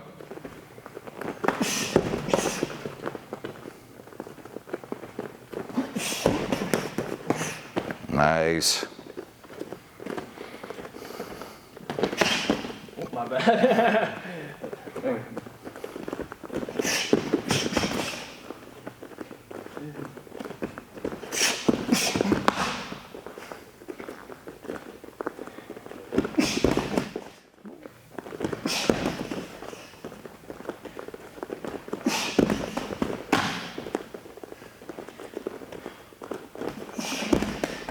Nice, good job, guys. Remember, one of the ideas that tends to play out is punches counter kicks well, and kicks counter punches well. This isn't always how we're thinking, but remember, if they're throwing punches, this leaves great openings for kicks. If they're throwing kicks, this leaves great openings for punches. Next drill, we're gonna go off of our last one, which our opponent pulled back and he missed by the smallest amount possible. So we're gonna learn how to punish them for missing by the smallest amount possible. We're gonna learn a technique called the scoot kick, where I'm gonna close distance in my kick by scooting my foot across the ground. I don't necessarily wanna jump into this, but I wanna try to keep contact with my foot. So let's look at a couple scoot kicks to start, and then we will show you the drill. Nick, could you hop on this side, please? Isaiah, other side. Nick's gonna throw some scoot mid-right kicks. Notice how his back foot's sliding, or his lead foot, his post foot is sliding across the ground. Nice, he's trying not to jump, he's trying not to, a few more, keep going. He's trying not to lose contact with the ground, because as soon as he loses contact with the ground, his balance then goes away with it. That's a scoot kick. You could scoot into knees. Could I see a couple scoot knees real quick? Boom, I could scoot into a push kick. Let's see a scoot rear push kick. Boom, let's see a scoot lead push kick. Boom, awesome technique that I can use to generate more distance with my strike. Also, you're gonna get a bonus amount of power by scooting across the ground, giving your technique more time to travel through the air and generate momentum, which equals force. So now we're gonna be taking advantage of the person who's pulling back from the mid kick by scooting onto our kick. So we're gonna have a jab into a round kick. Isaiah's gonna defend the jab, pull out of the round kick. On the second one, Nick is gonna still throw the jab and then scoot into his mid kick. So, pretty simple drill, let's see it. Jab, round kick, Isaiah, you're pulling. Nice. And now Nick, you're scooting. Boom, beautiful. Let's see one more from Nick. We'll go 2 for 2. Beautiful. Isaiah's up.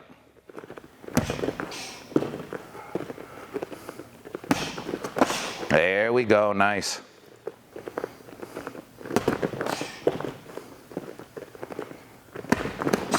Nice. So now you guys saw this, let's put a little variation on it, which makes it considerably harder.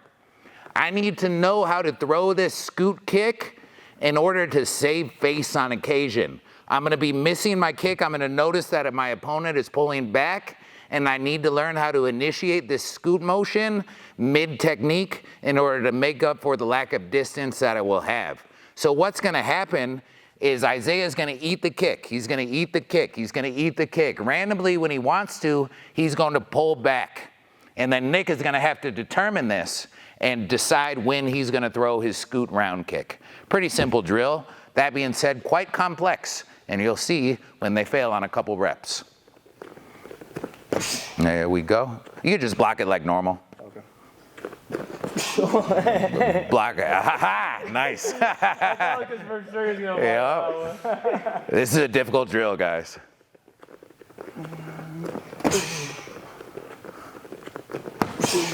Almost got it. Almost got it. Give Isaiah a try. This one is really difficult.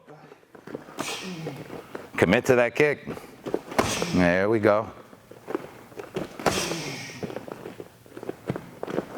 Ooh, almost got it.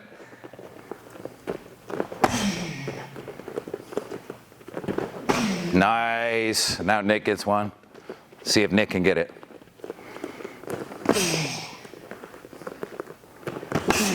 There we go. That was close, but you didn't scoot very far. There we go. Really difficult drill. My highest level fighters have trouble with this drill, but a great drill and reactionary, God, my words are not here today, I'm sorry. Reactionary employment of this technique. We need to be able to not throw it just when we know that they're gonna move back, but when we notice post initiation of the kick that they are starting to pull back. This will save face. I've got a few save face techniques. This is one of them that stops us from looking stupid in the moment. So these scoot techniques are beautiful techniques, guys, especially on the high kick. When we learn how to scoot versus a pullbacker, we can really take some faces off. Real simple drill, not too easy to perform though, and requires high amounts of repetition. Next drill, we are gonna learn how to score our kicks and learn how to time our kicks. Very important idea in striking arts with kicks is being able to time your kick. With everything, timing is key. Timing is what separates out the good fighters from the great fighters. I need to understand timing. Quick tidbit about timing. Timing isn't just knowing when to throw and what to throw, but also positioning is part of timing. Someone who's really good at timing is gonna know where to position their body, where to be standing in order to score the correct strikes. So timing is knowing what to throw, when to throw, and where to be in order to have success. But we're gonna learn how to start to time some naked round kicks. Good idea for, especially in MMA, but for all fight sports, is to disguise your kicks with punches. We don't always want to throw naked kicks. But what prevents a lot of people from throwing naked kicks is not knowing how to time the naked kicks. When we are good at timing kicks, we can throw naked kicks and get away from them. So we're gonna learn a little bit about how to begin to develop timing in your kicks. So in this drill, one person is gonna be working a bounce rhythm.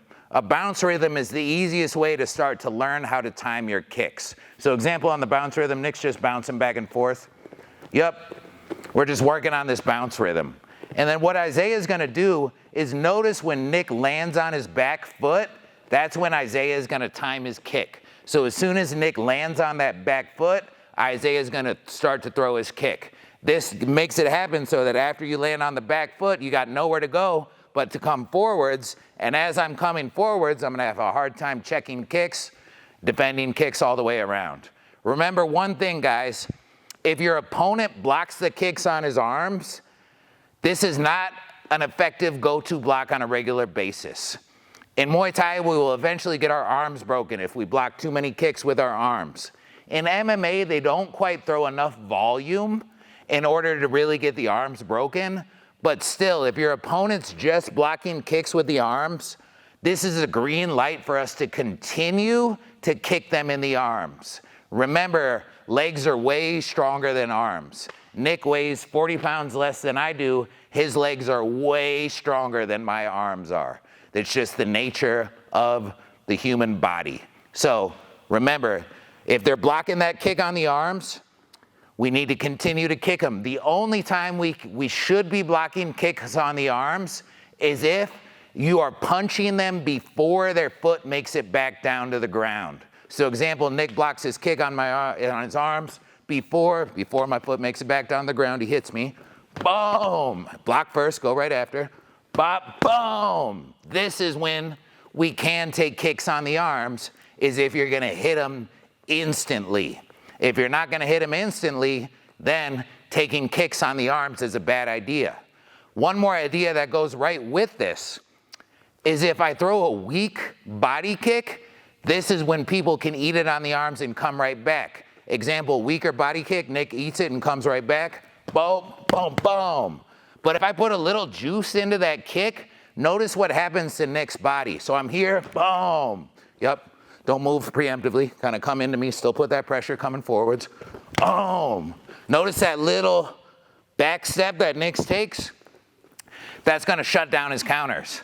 So this is one of the reasons that when we do kick to the arms or to the body, that we wanna kick with authority.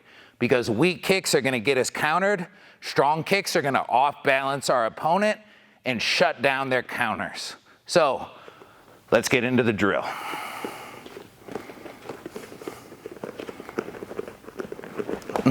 So start to time it right off that back bounce. I'm gonna make a sound every time that back foot lands. Bop, bop. You gotta wait for me to say bop, bop, bop. Wait, I'm gonna say bop on every single one. Pick your time. You don't have to hit it on each time I say bop, but the only times you're gonna strike are when I'm saying bop. You hear bop, boom, you go. You don't have to get it on every one though. Okay. But I want you to start to notice that back foot landing. Bop, bop, there we go. Bop, bop, there we go. Bop, bop, boom. Nice. You can go whenever you want to. Let's switch people. Let's see it from the other side real quickly. Nice. Leg kicks work so effectively off this. This is one of the easiest times to score leg kicks, guys. Just learning how to start to get that timing on people. Nice, take a break for a second. So we learned it off this bounce rhythm. The bounce rhythm is the easiest way to learn these details. But most of the time your opponent is not gonna be in a bounce rhythm. So we need to learn how to score this off their normal, either walking forwards rhythm or walking backwards rhythm, or just staying right where they're at. But what we're paying attention to is when that foot lands. When that foot lands, boom, we're looking to score our kick. So now the timing is gonna be slightly different. It's not as soon as that back foot lands, but it's right in between, right before that foot hits the ground, we're gonna be throwing our kick. Our goal is to get the kick to land at the same time that the front foot is landing on the ground. Bop, bop, anytime that front foot's landing, the kick could be landing. So you have either switch kick or rear power kick, versus their standing still rhythm at the moment. So if you're standing still, you're just gonna give him a little bit of rhythm right here to deal with, and then he's gonna start timing out those kicks versus your rhythm. Nick will go first, you're on rhythm. Bop, bop, bop, bop, bop, bop, bop, bop, bop, bop, bop, bop, bop, bop, bop. Nice, Isaiah's going. Bop, there you go, bop, bop, bop, bop, bop, yes, bop, bop, bop, nice. Notice how his kick's landing right as I'm saying bop, right as his foot is hitting the ground, the kick is landing. It's not being started, but it's landing right as that foot hits the ground. Let's try it again.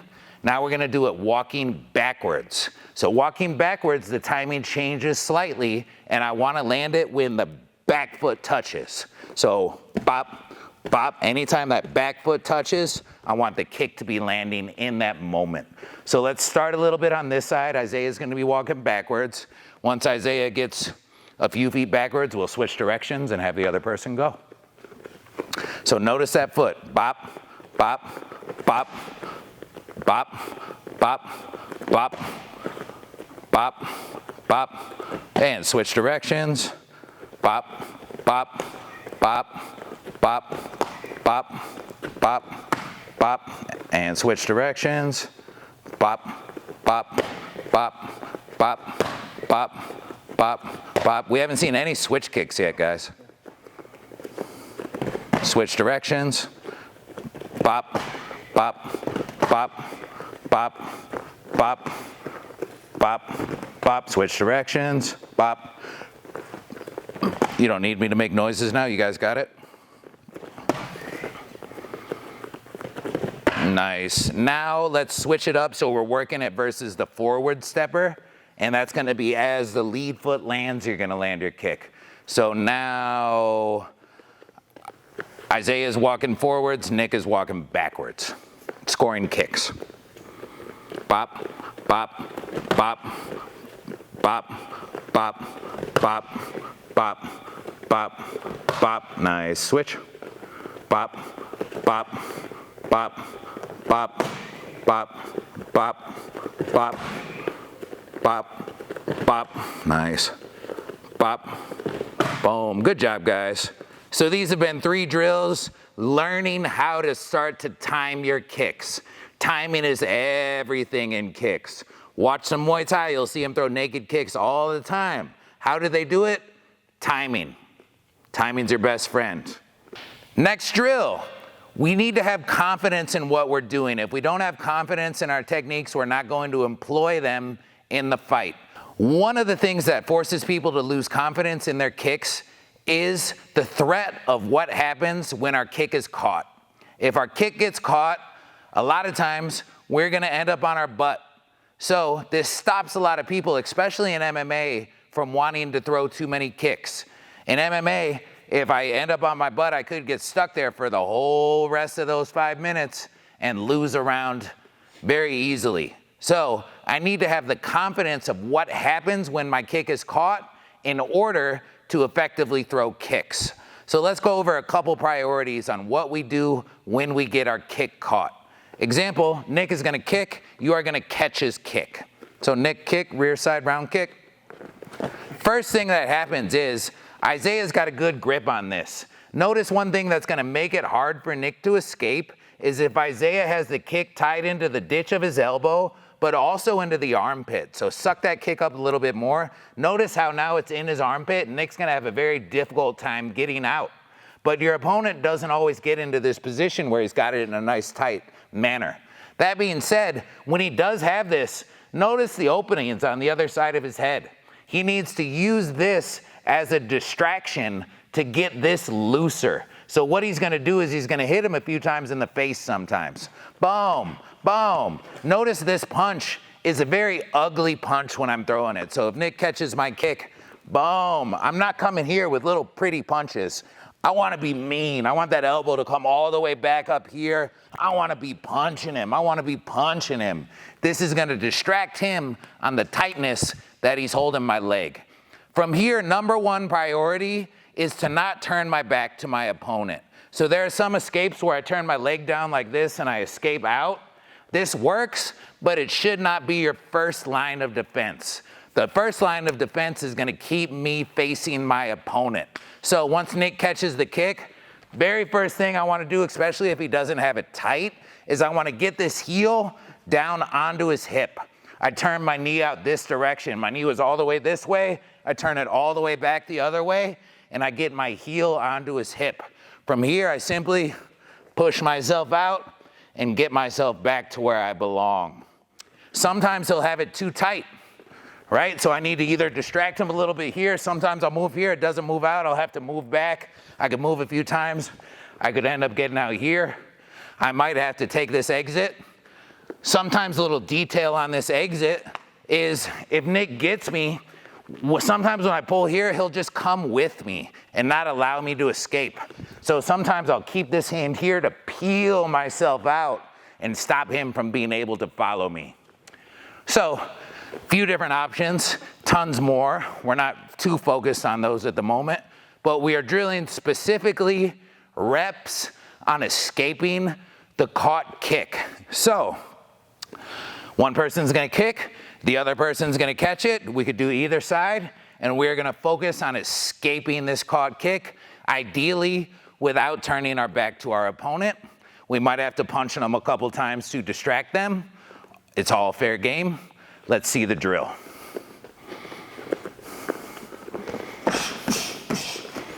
Nice. Remember, a lot of times we want to try that initial escape before we get into punches.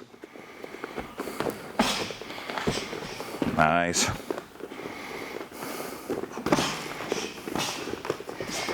Nice. Remember, guys, throw a kick, catch the kick real quick. Remember, guys, distance is our friend in this moment. The closer Nick gets, the higher Isaiah's percentage of ending up on his butt. So sometimes you'll get a kick caught all the way up here. This is a bad situation. Do not kick from too close. That way, we don't get our kick caught, turn slightly, all the way at the knee. He's ending up on his butt. He might score an elbow, he might score something, but he's ending up on his butt in this situation. So remember, we always want as much length as possible on our kicks.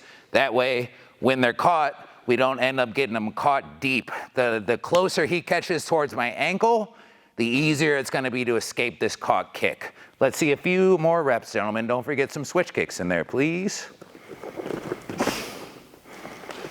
There we go.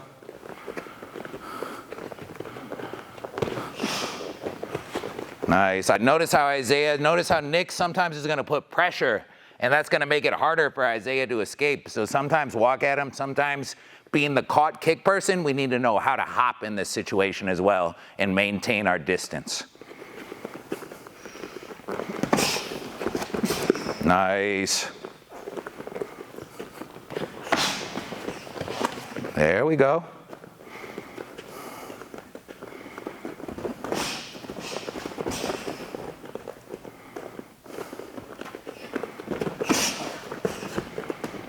Keep working, guys, while I'm talking. We need the confidence in this, especially for MMA fighters. This is one thing that stops MMA fighters from throwing kicks, is worried about being stuck on their butt for the next 5 minutes. You need to rep this, guys.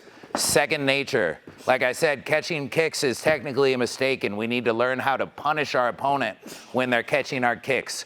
We need to have the confidence that says, catch my kick, please. I'm gonna punch you in the face, and I'm gonna get out of here instantly. And then I'm gonna kick you again.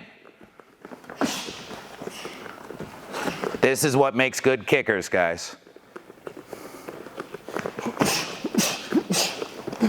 Nice, good job on that one.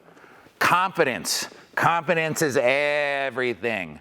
I tell my fighters there are two types of confidence that you need in this sport.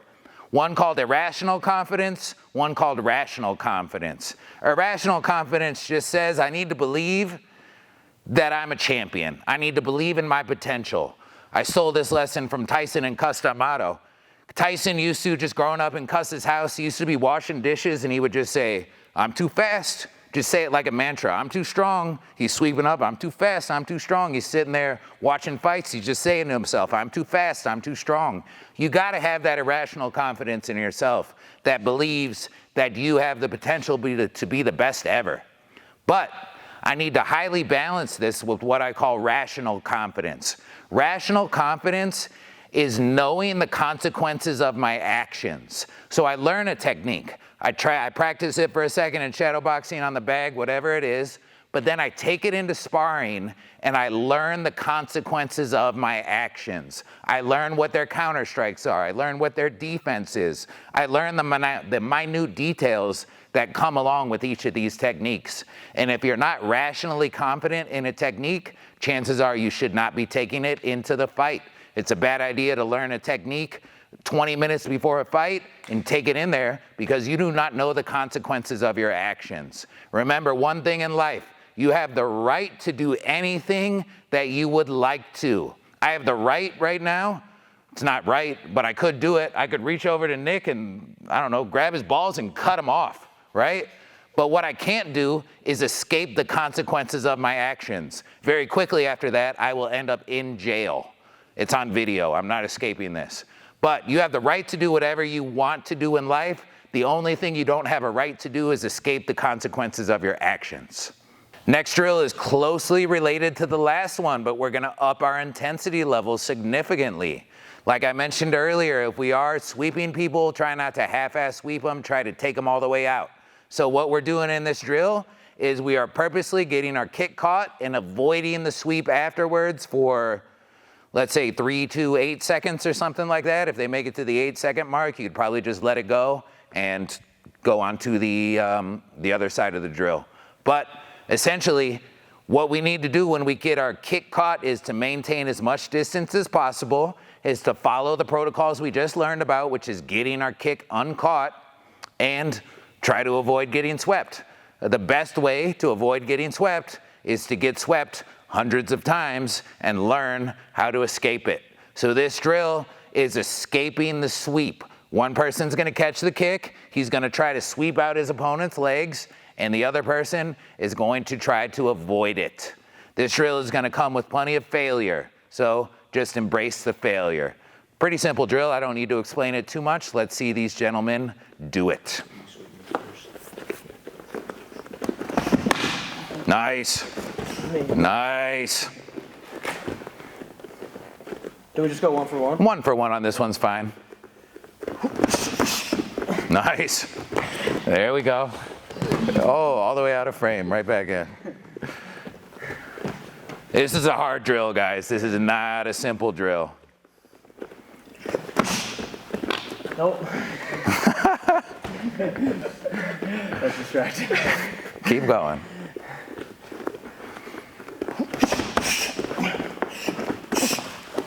Nice. So we get two-sided benefits. We get practice on the sweep, we get practice on not being swept.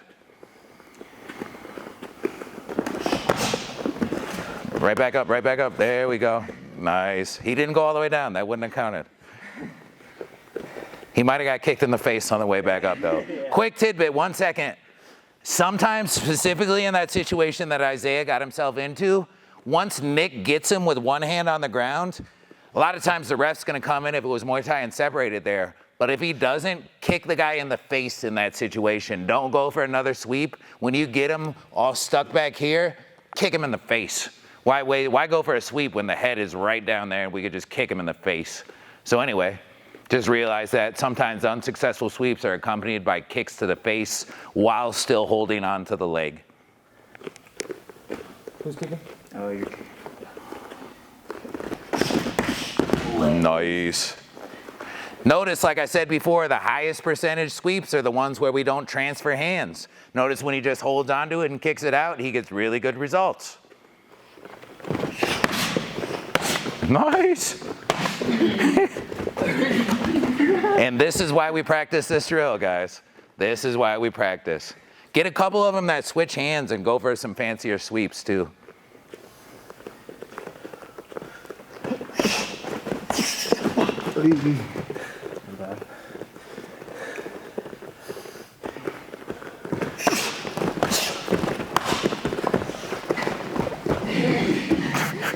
Right back, right back, right back.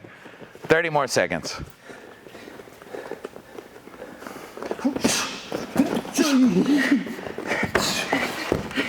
Yeah, you can use the ropes, use that wall if you can. That's all supported. Just make sure you don't get punched after grabbing onto the ropes.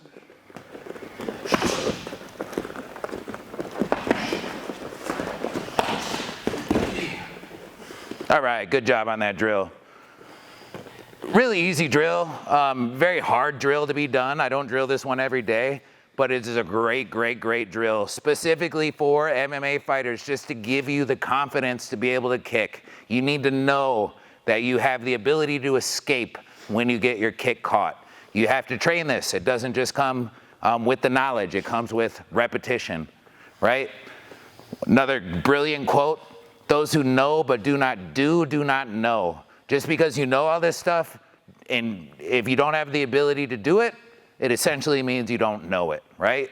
Those who know but do not do not know. We're moving through, guys. Let's keep it going. Next drill is one of my favorite drills. I call this drill setting a program, breaking a program. We need to realize when we're fighting, we're constantly training our opponent. We're constantly teaching them what to do. We're constantly teaching them what to do in order to defend our techniques. We're teaching them how to defend our offense at every second during this fight. So a smart fighter knows this, and he realizes he needs to first set a program and then change up the input on that program after his opponent has learned the defense. So real quick, simple example, right, would be I could throw a 1, 2, 3, bop, maybe I throw it again. It doesn't all have to be in a row, right? I could throw 1, 2, 3, I could move around, hit a mid kick, hit a low kick, pop a jab, go back onto that 1, 2, 3, right? Hit another couple jabs, keep moving. And then on one of the follow-up strikes, he knows the 1, 2, 3 has been coming, so I switch it up. I go 1, 2, 3 to the body, right? It could be anything. Setting a program, changing a program. Real simple version of this is I just throw a jab, I throw a jab. On one of the follow-ups, I throw a hook. That's setting a program, breaking a program. But we're gonna do it a little bit more combo-based for a second. So each fighter is gonna get 2 combinations. First one's gonna set the program, bolt, bolt, bolt. Second one's gonna change up the program, bolt, bolt, bolt. Right? Notice the only program that stayed the same in that one was the jab. Doesn't matter what we do, we are looking to set a program, change the input. So, like I mentioned, you don't have to do this all in a row. I'm not telling you to go at your opponent and throw 1, 2, 3, and the next time 1, 2, 3, and the last time I go jab, overhand, uppercut. It doesn't have to all be in a row. Notice you're constantly setting a program from the very first strike of the fight. From the very first second, you're teaching your opponent what you're doing. And then all we have to do is remember what we've done in the past and put a little variation on top of it. So set a program, break a program. Each fighter gets 2 combinations. Their first one sets the program. The second one changes the input. Let's see it, guys.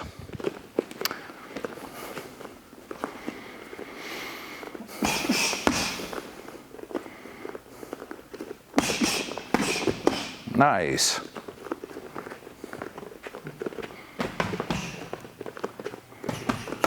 Nice, real simple. Remember, all the good stuff in life is simple, guys. Keep working. Truth is always simple. Truth is never complicated. Truth is simple. The best things in life are simple.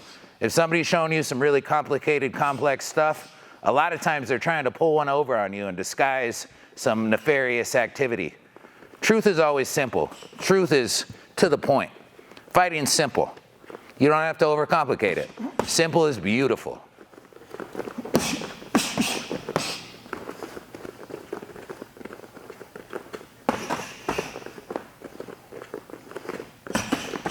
So we're going to do a secondary variation of this drill. Now what's going to happen is we're not going to sandwich our 2 combinations one after the other. So example, I'm going to walk out, I'm going to throw a jab. On the next one, I go double jab cross to the body. I'm going to move around for a little bit. I hit him with something, I hit him with something, I hit him with something, and then I'm going to put the variation on my combo. So I'm doing the same thing, setting a program, breaking a program, but I'm putting some fillers in the middle. That way we don't become too predictable. Everyone understand? Mm-hmm. All right, let's see it.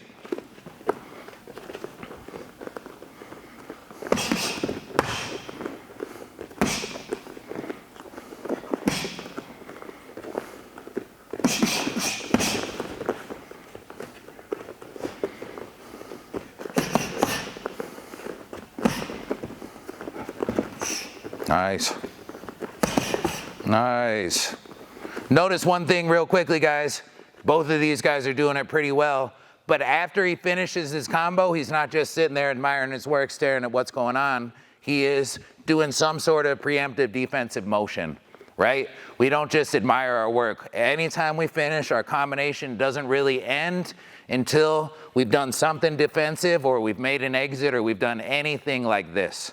Those are the times that we need to stay responsible defensively. Could I see this one more time real quickly?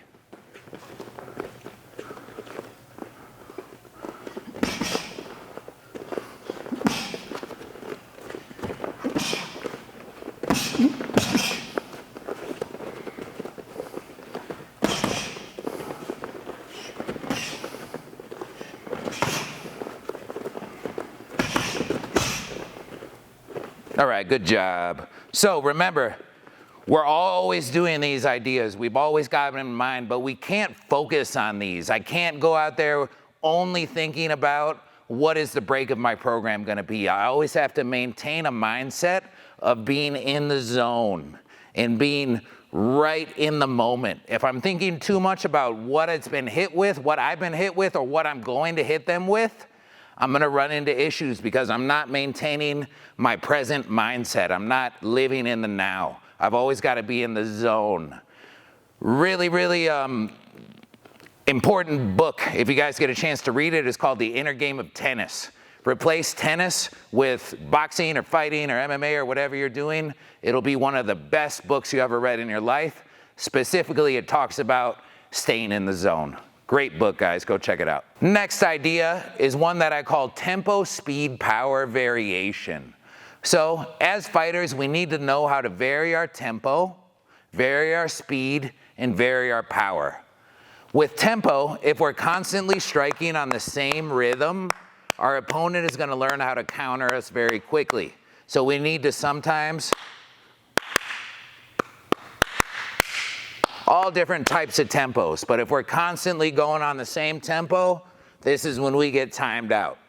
With speed, I need to know how to vary my speed. Again, if my opponent always sees everything coming at full speed, he's gonna start to understand this speed and he is going to be able to time it. So we need, sometimes we're going at 80%, sometimes we're going at 100%. Especially with fakes, this is a great place to add in tempo, speed, power variation. Sometimes I got really fast fakes, sometimes I just go a little slower, sometimes I just throw them. I got variation in my speed, variation in my tempo, and lastly, variation in my power. If I throw full power at all times, I'm gonna run out of gas really, really quickly. I'm gonna have no stamina left in my tank when I need it.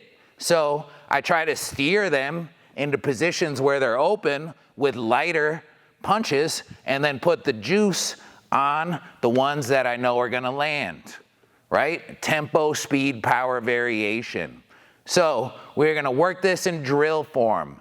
A lot of times I'll work this drill up against the wall. We could also do it out in the open. The kicker is I need my defensive person to not move too far. He's going to be on defense to start off with, still working on keeping his eyes open, working on as much reactive defense as possible, but also realizing he might get overwhelmed in this and might have to revert to a shell for a second. So one person is going to be working tempo, speed, power variation. The other person is going to be working their eyes, as much reactive defense as possible, and I guess that's it. So let's take a look at it. We'll be able to see a lot of the details when we're watching the fighters go. So tempo, speed, power variation. Isaiah, you're holding your spot and just defending. Notice how he taps a little bit, and then he starts to get into some power combos. Nice. Little speedier. Nice. Put in a little bit of, there we go, preemptive defense on your part. That defense is also going to give you good tempo variation. Tapping, tapping, tapping, boom. Tap, tap, boom, boom, boom, boom. Moving around a little bit. Nice. Switch people. Let's see Isaiah's tempo, speed, power variation. Nice. We're steering that defense, guys, with these little taps. We're steering it up, and then we're finding the open holes. This is one of the things that allows boxers to fight 12 rounds or more, is we can't put all our juice into everything, or we're gonna run out of stamina very, very quickly.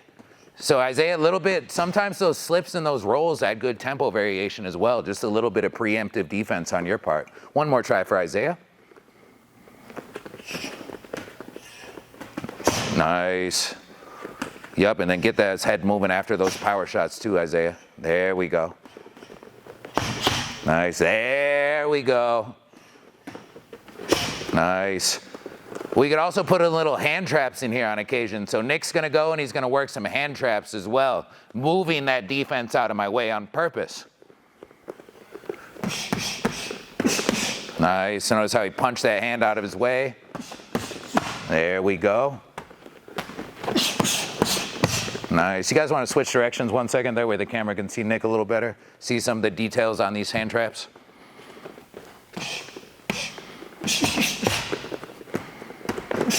So we got tempo, speed, power variation mixed with a little bit of hand traps here and there.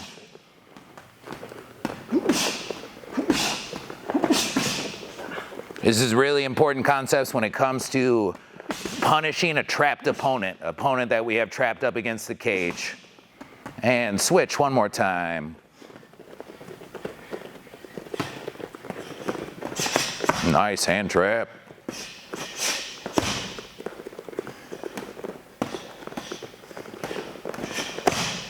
Nice.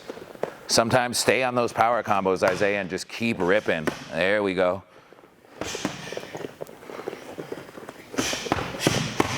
Wait.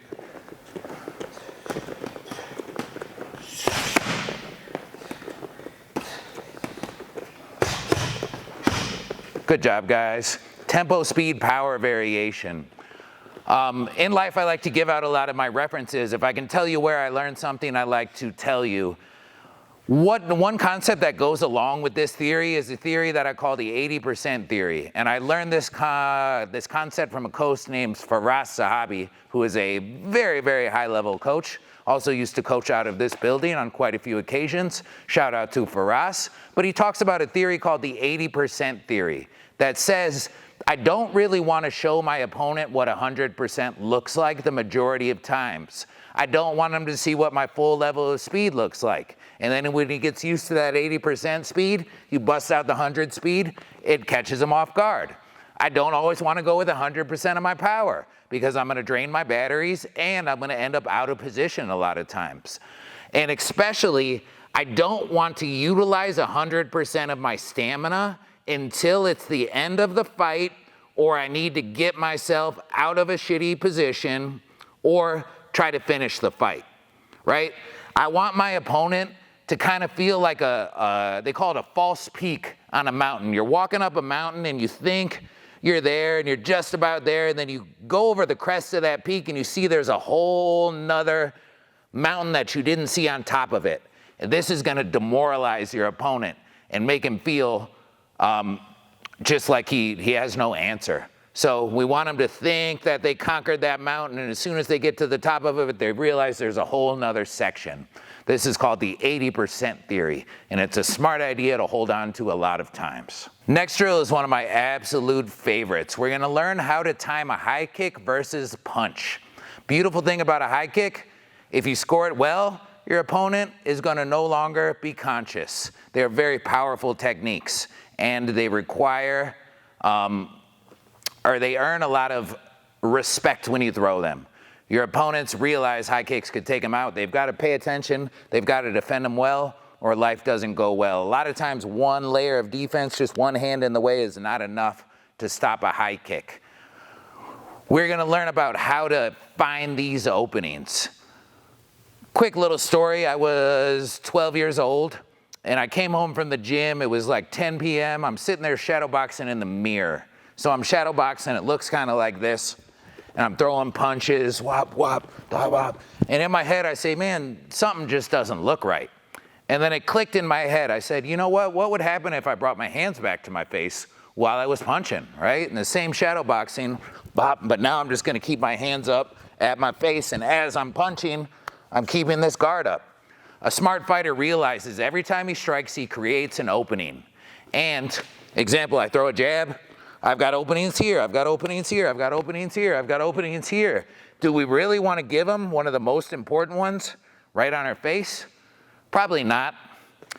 This brings me into a concept that I call eyebrow, which is one of my most important concepts that I preach to my fighters. Every time I'm striking, I have time to bring one hand to my eyebrow. And this prevents me from getting hit with the stuff that I don't see coming. Remember, the strike that knocks you out is the one you don't see coming. If I see it coming, I have a chance to brace. I have a chance to get ready for that impact. You could get knocked out, but more than likely, the shot that knocks people out is the one they do not see coming. So that's what eyebrow does, is protects us from the strike that we don't see coming. We're gonna learn how to take advantage of the people who do not maintain eyebrow while they're striking, specifically with the high kick. So It's predictable most of the time when people are striking, if they threw the left hand, a lot of times the right hand is gonna come right afterwards. If they threw the right hand, a lot of times the left hand is gonna come right afterwards. So we're gonna start to learn how to time our high kick versus the jab cross to start and versus the cross hook afterwards. So, example, high kicker, Isaiah, I need you on this side. Nick, I need you on this side. Isaiah's gonna throw a 1-2 at Nick. I actually was backwards. Can I get you guys to switch? My bad. Isaiah's gonna throw a 1-2 at Nick. Freeze on the 2. Nice. So notice as Isaiah is throwing the cross that there's a big opening for that kick. And if Isaiah is not being aware of his eyebrow, then he is gonna get kicked straight in the face. So this is a very easy drill to learn. It's dead simple, right? Day one boxing, let's say I walk into a boxing gym on day one, I should probably learn about footwork, but another thing I could easily learn on day one is how to catch a jab and return a jab. So example, Nick defends or throws a jab, I catch the jab, I return a jab. I catch the jab, I return a jab.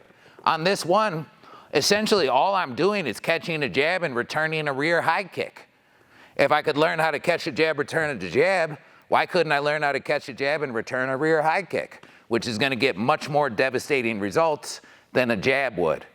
So to set this up, as soon as one person touches that first strike, they're gonna instantly rip in to that high kick. One idea about kicks, the majority of time when I'm kicking, I don't wanna lean my body backwards to the side in any direction, especially for mid kicks and high kicks. I wanna maintain a vertical torso. So example, I'm kicking Nick. You just block the kick on your arms. I'm kicking Nick, I don't wanna go like this. I don't wanna go like this. If I'm leaning backwards, it takes the power away from my kick. It also makes the kick more telegraphed. So as I'm kicking, I maintain a vertical midsection. Example, I'm here, I kick, boom. Notice how my body doesn't really go anywhere? Boom, right? I'm not leaning, boom. I'm just staying right where I'm at. It allows my kick to be a lot less telegraphed. That being said, I'm gonna lean back on certain times and places, and it's a great idea. The counter to the jab cross is one of those places where I'm gonna use the lean back in order to help bring my head away from the cross. So as he's catching that jab, he's gonna rip that high kick, and he's gonna just move his head out of the way slightly, just in case stuff didn't go quite as he planned. So let's see, 2 for 2, the initiation of the high kick versus the 1-2. So Nick's gonna go first. Isaiah, you're throwing the 1-2. Nice. Notice how Nick caught that jab with his rear hand. Conventional wisdom tells us if our opponent is striking with this hand, I need to use the same hand to defend with. If I use the other hand to defend with, I can do this at times, but it's gonna leave me open. So, conventional wisdom tells us defend with the same hand that's attacking us. If this hand is attacking us, we use this arm. If this hand is attacking us, we use this arm. Plenty of times to break those rules, but they are conventional wisdom for a reason because they will keep you safe. Let's see another couple reps, and then we'll have Isaiah go. One more, actually. Boom, nice. Isaiah, you're up. Let's give it a try. Isaiah's also never done this before right now, so you can see how a brand new student learns. Nice. And this is just how we learn it, basic versus the 1-2. So now we're gonna get the switch kick versus the 2-3. The key on this one is as soon as I catch that cross, I want to initiate that switch instantly. Sometimes I could even defend and switch at the same time. But I'm looking to take advantage of them coming with that hook and fill that switch kick right into their face. If I was really sharp, I could do a no switch lead in here too. I'd prefer the switch just so you get enough authority on the kick to really take them out. But both options work. So we're doing the switch kick versus the cross hook. Cross hook, coach? Yes, sir. Nice. Nice. Switch directions for 1 second.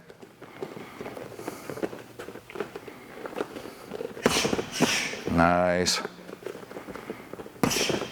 Isaiah, you want to just leave your hand down on one of them, Nick will pull the kick, and just see what real life reactions would look like?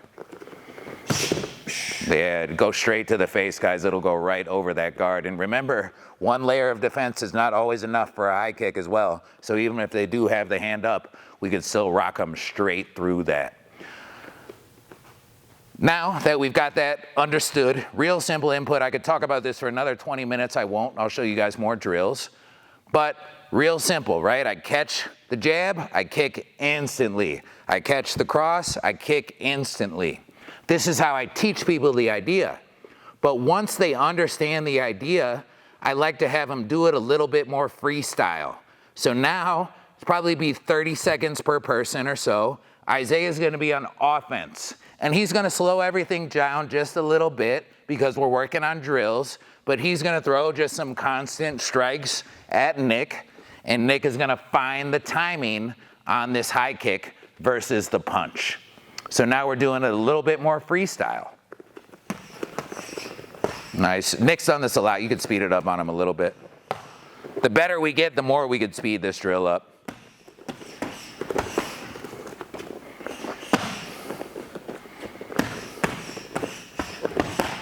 So take a break for a second. Looking excellent. If I want the head, it's always going to be on the opposite side. So example, Nick, hop on this side for a second. I'm throwing a cross. It's going to be his opposite leg that hits this one. Also, another brilliant technique in the same section goes to the body. If I wanted the body, it would always be the same side, not the opposite. So if I was throwing the 1-2 and you time the body kick, you're going to now use the switch kick. Bop, boom, and this gets right to the body. Devastating body attack. They don't see it coming, and you're able to counter that body very effectively. We're not going to work that for the moment, but just realize we could do this same drill and work body. Or when we're doing it freestyle, we could give him the option to go either body or head. Right now, we're just sticking to the head, though. So Isaiah is now up, and he is going to find this technique. That was to the body. It takes a second. Nick's probably done 100 rounds of drilling on this. So now you get to see what 100 rounds looks like versus the first round. And this is why we do drills, guys. This is why we do drills. We still appreciate Isaiah for trying, though.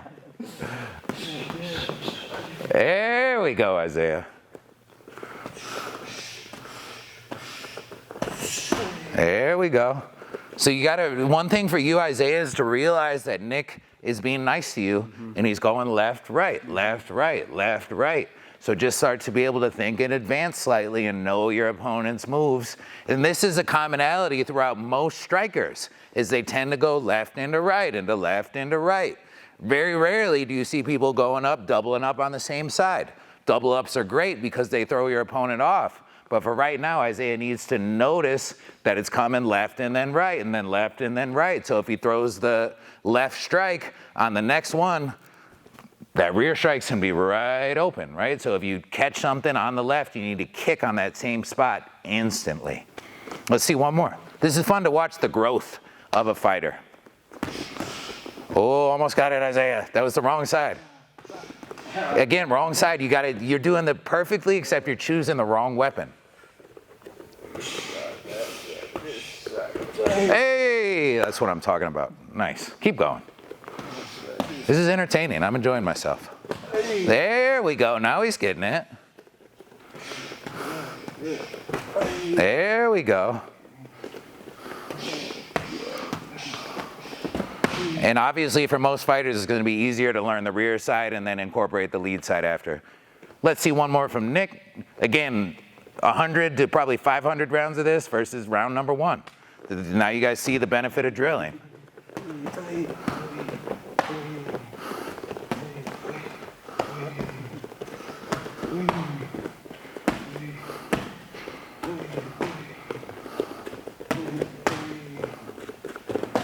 Nice.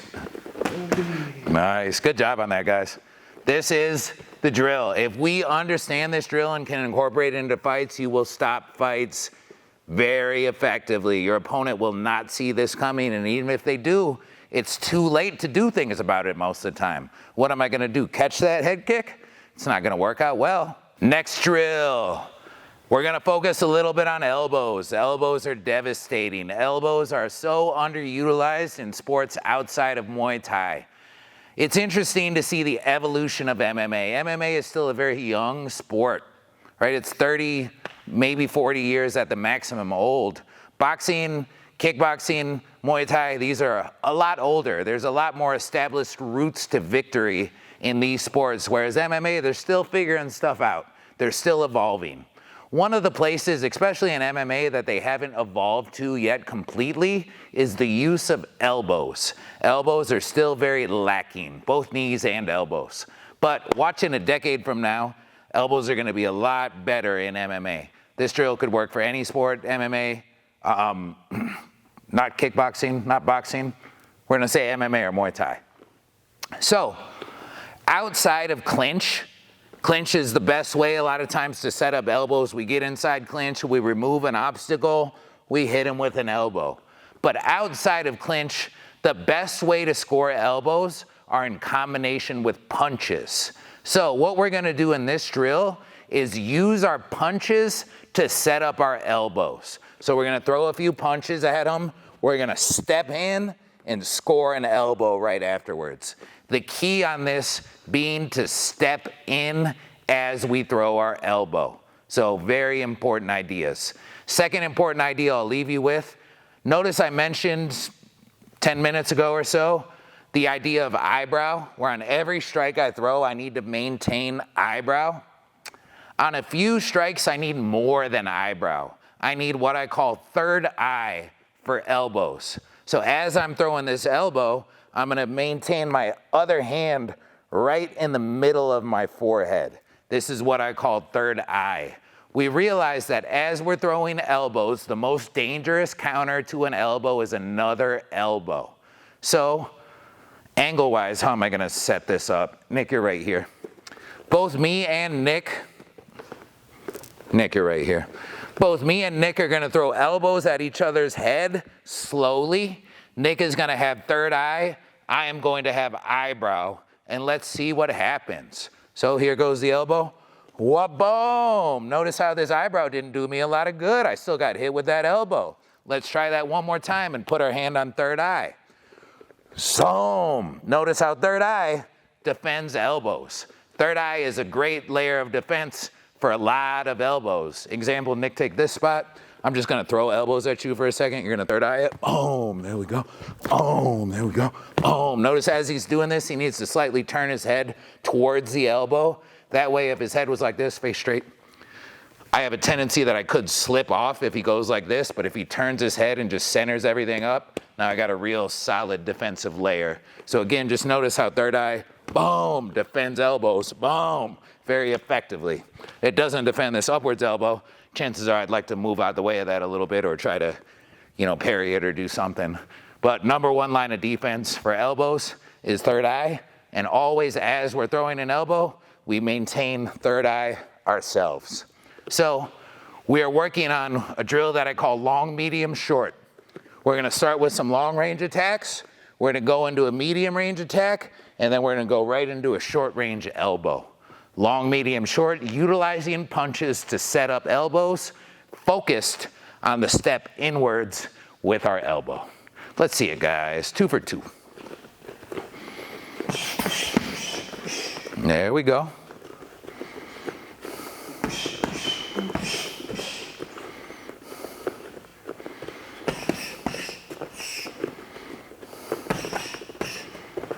Nice.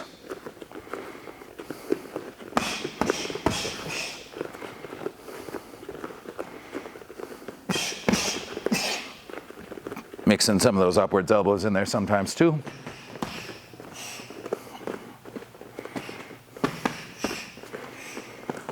Looking good. Let's talk about another idea real quickly. This is one of my favorite techniques. I call the technique Nam Sak Noi. Nam Sak Noi, great fighter. You should watch his fights. One of the best fights that I absolutely love is Nam Sak Noi versus Satoru Kobayashi. Namsak Noi stops the fight using this long, medium, short idea. But what he does is he throws a jab and then he steps right in over the top and drops a lead elbow. In fighting, there are a number of different traps and tricks that we could utilize. One of the highest level traps and tricks are ones that rely upon your opponent defending perfectly. If we have a trap that relies upon our opponent defending incorrectly, it's a good trap, but a great trap works off them doing everything perfect. And then when they've done everything perfect and we still trap them, this is high-level striking.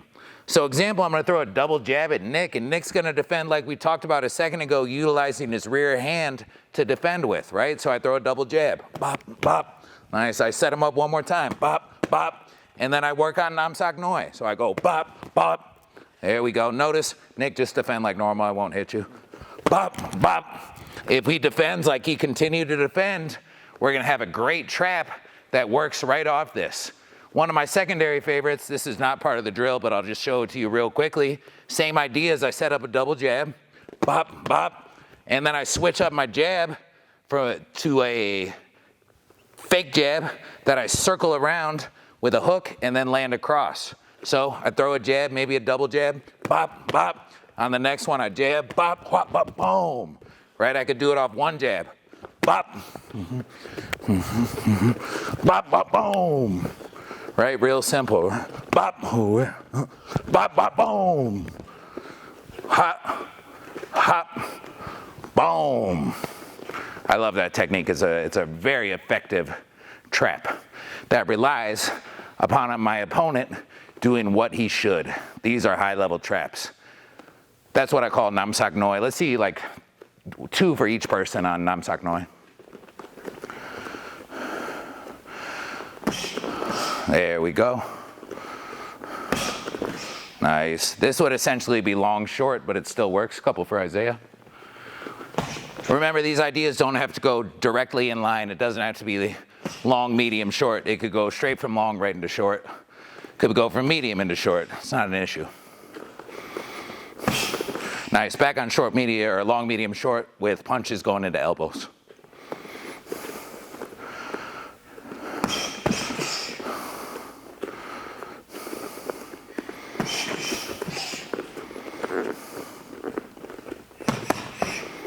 Nice.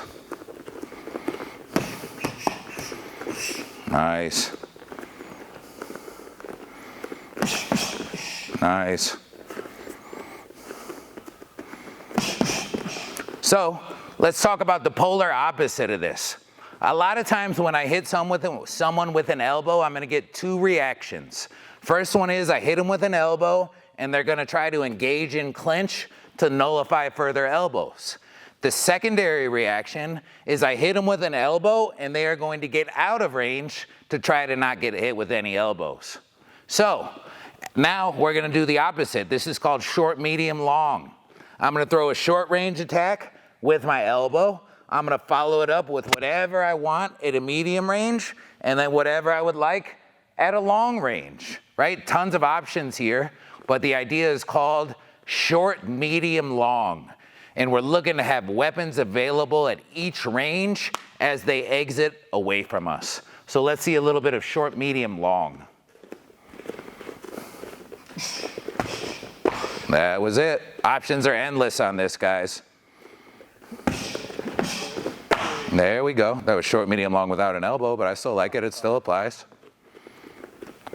Boom, boom, boom. Beautiful. Boom, boom, boom. Beautiful. Bing, bing, bing. Could I see one with a quickie in it? Yeah. Bing, bing, bing. Nice. So let's put these ideas together for a second. We're going to use our long, medium, short idea to get into range for the elbow. After we score the elbow, we're going to follow it out, short, medium, long. So we got long, medium, short into short, medium, long, combining our ideas together.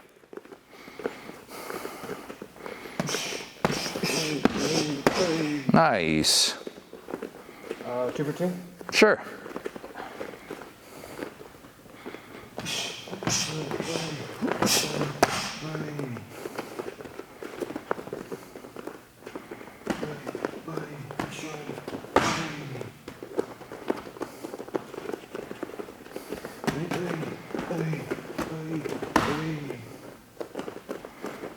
One more for each.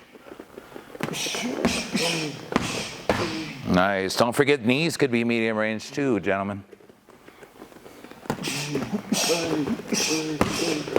Nice. Two more for Isaiah. Oh, wait. Oh, nice.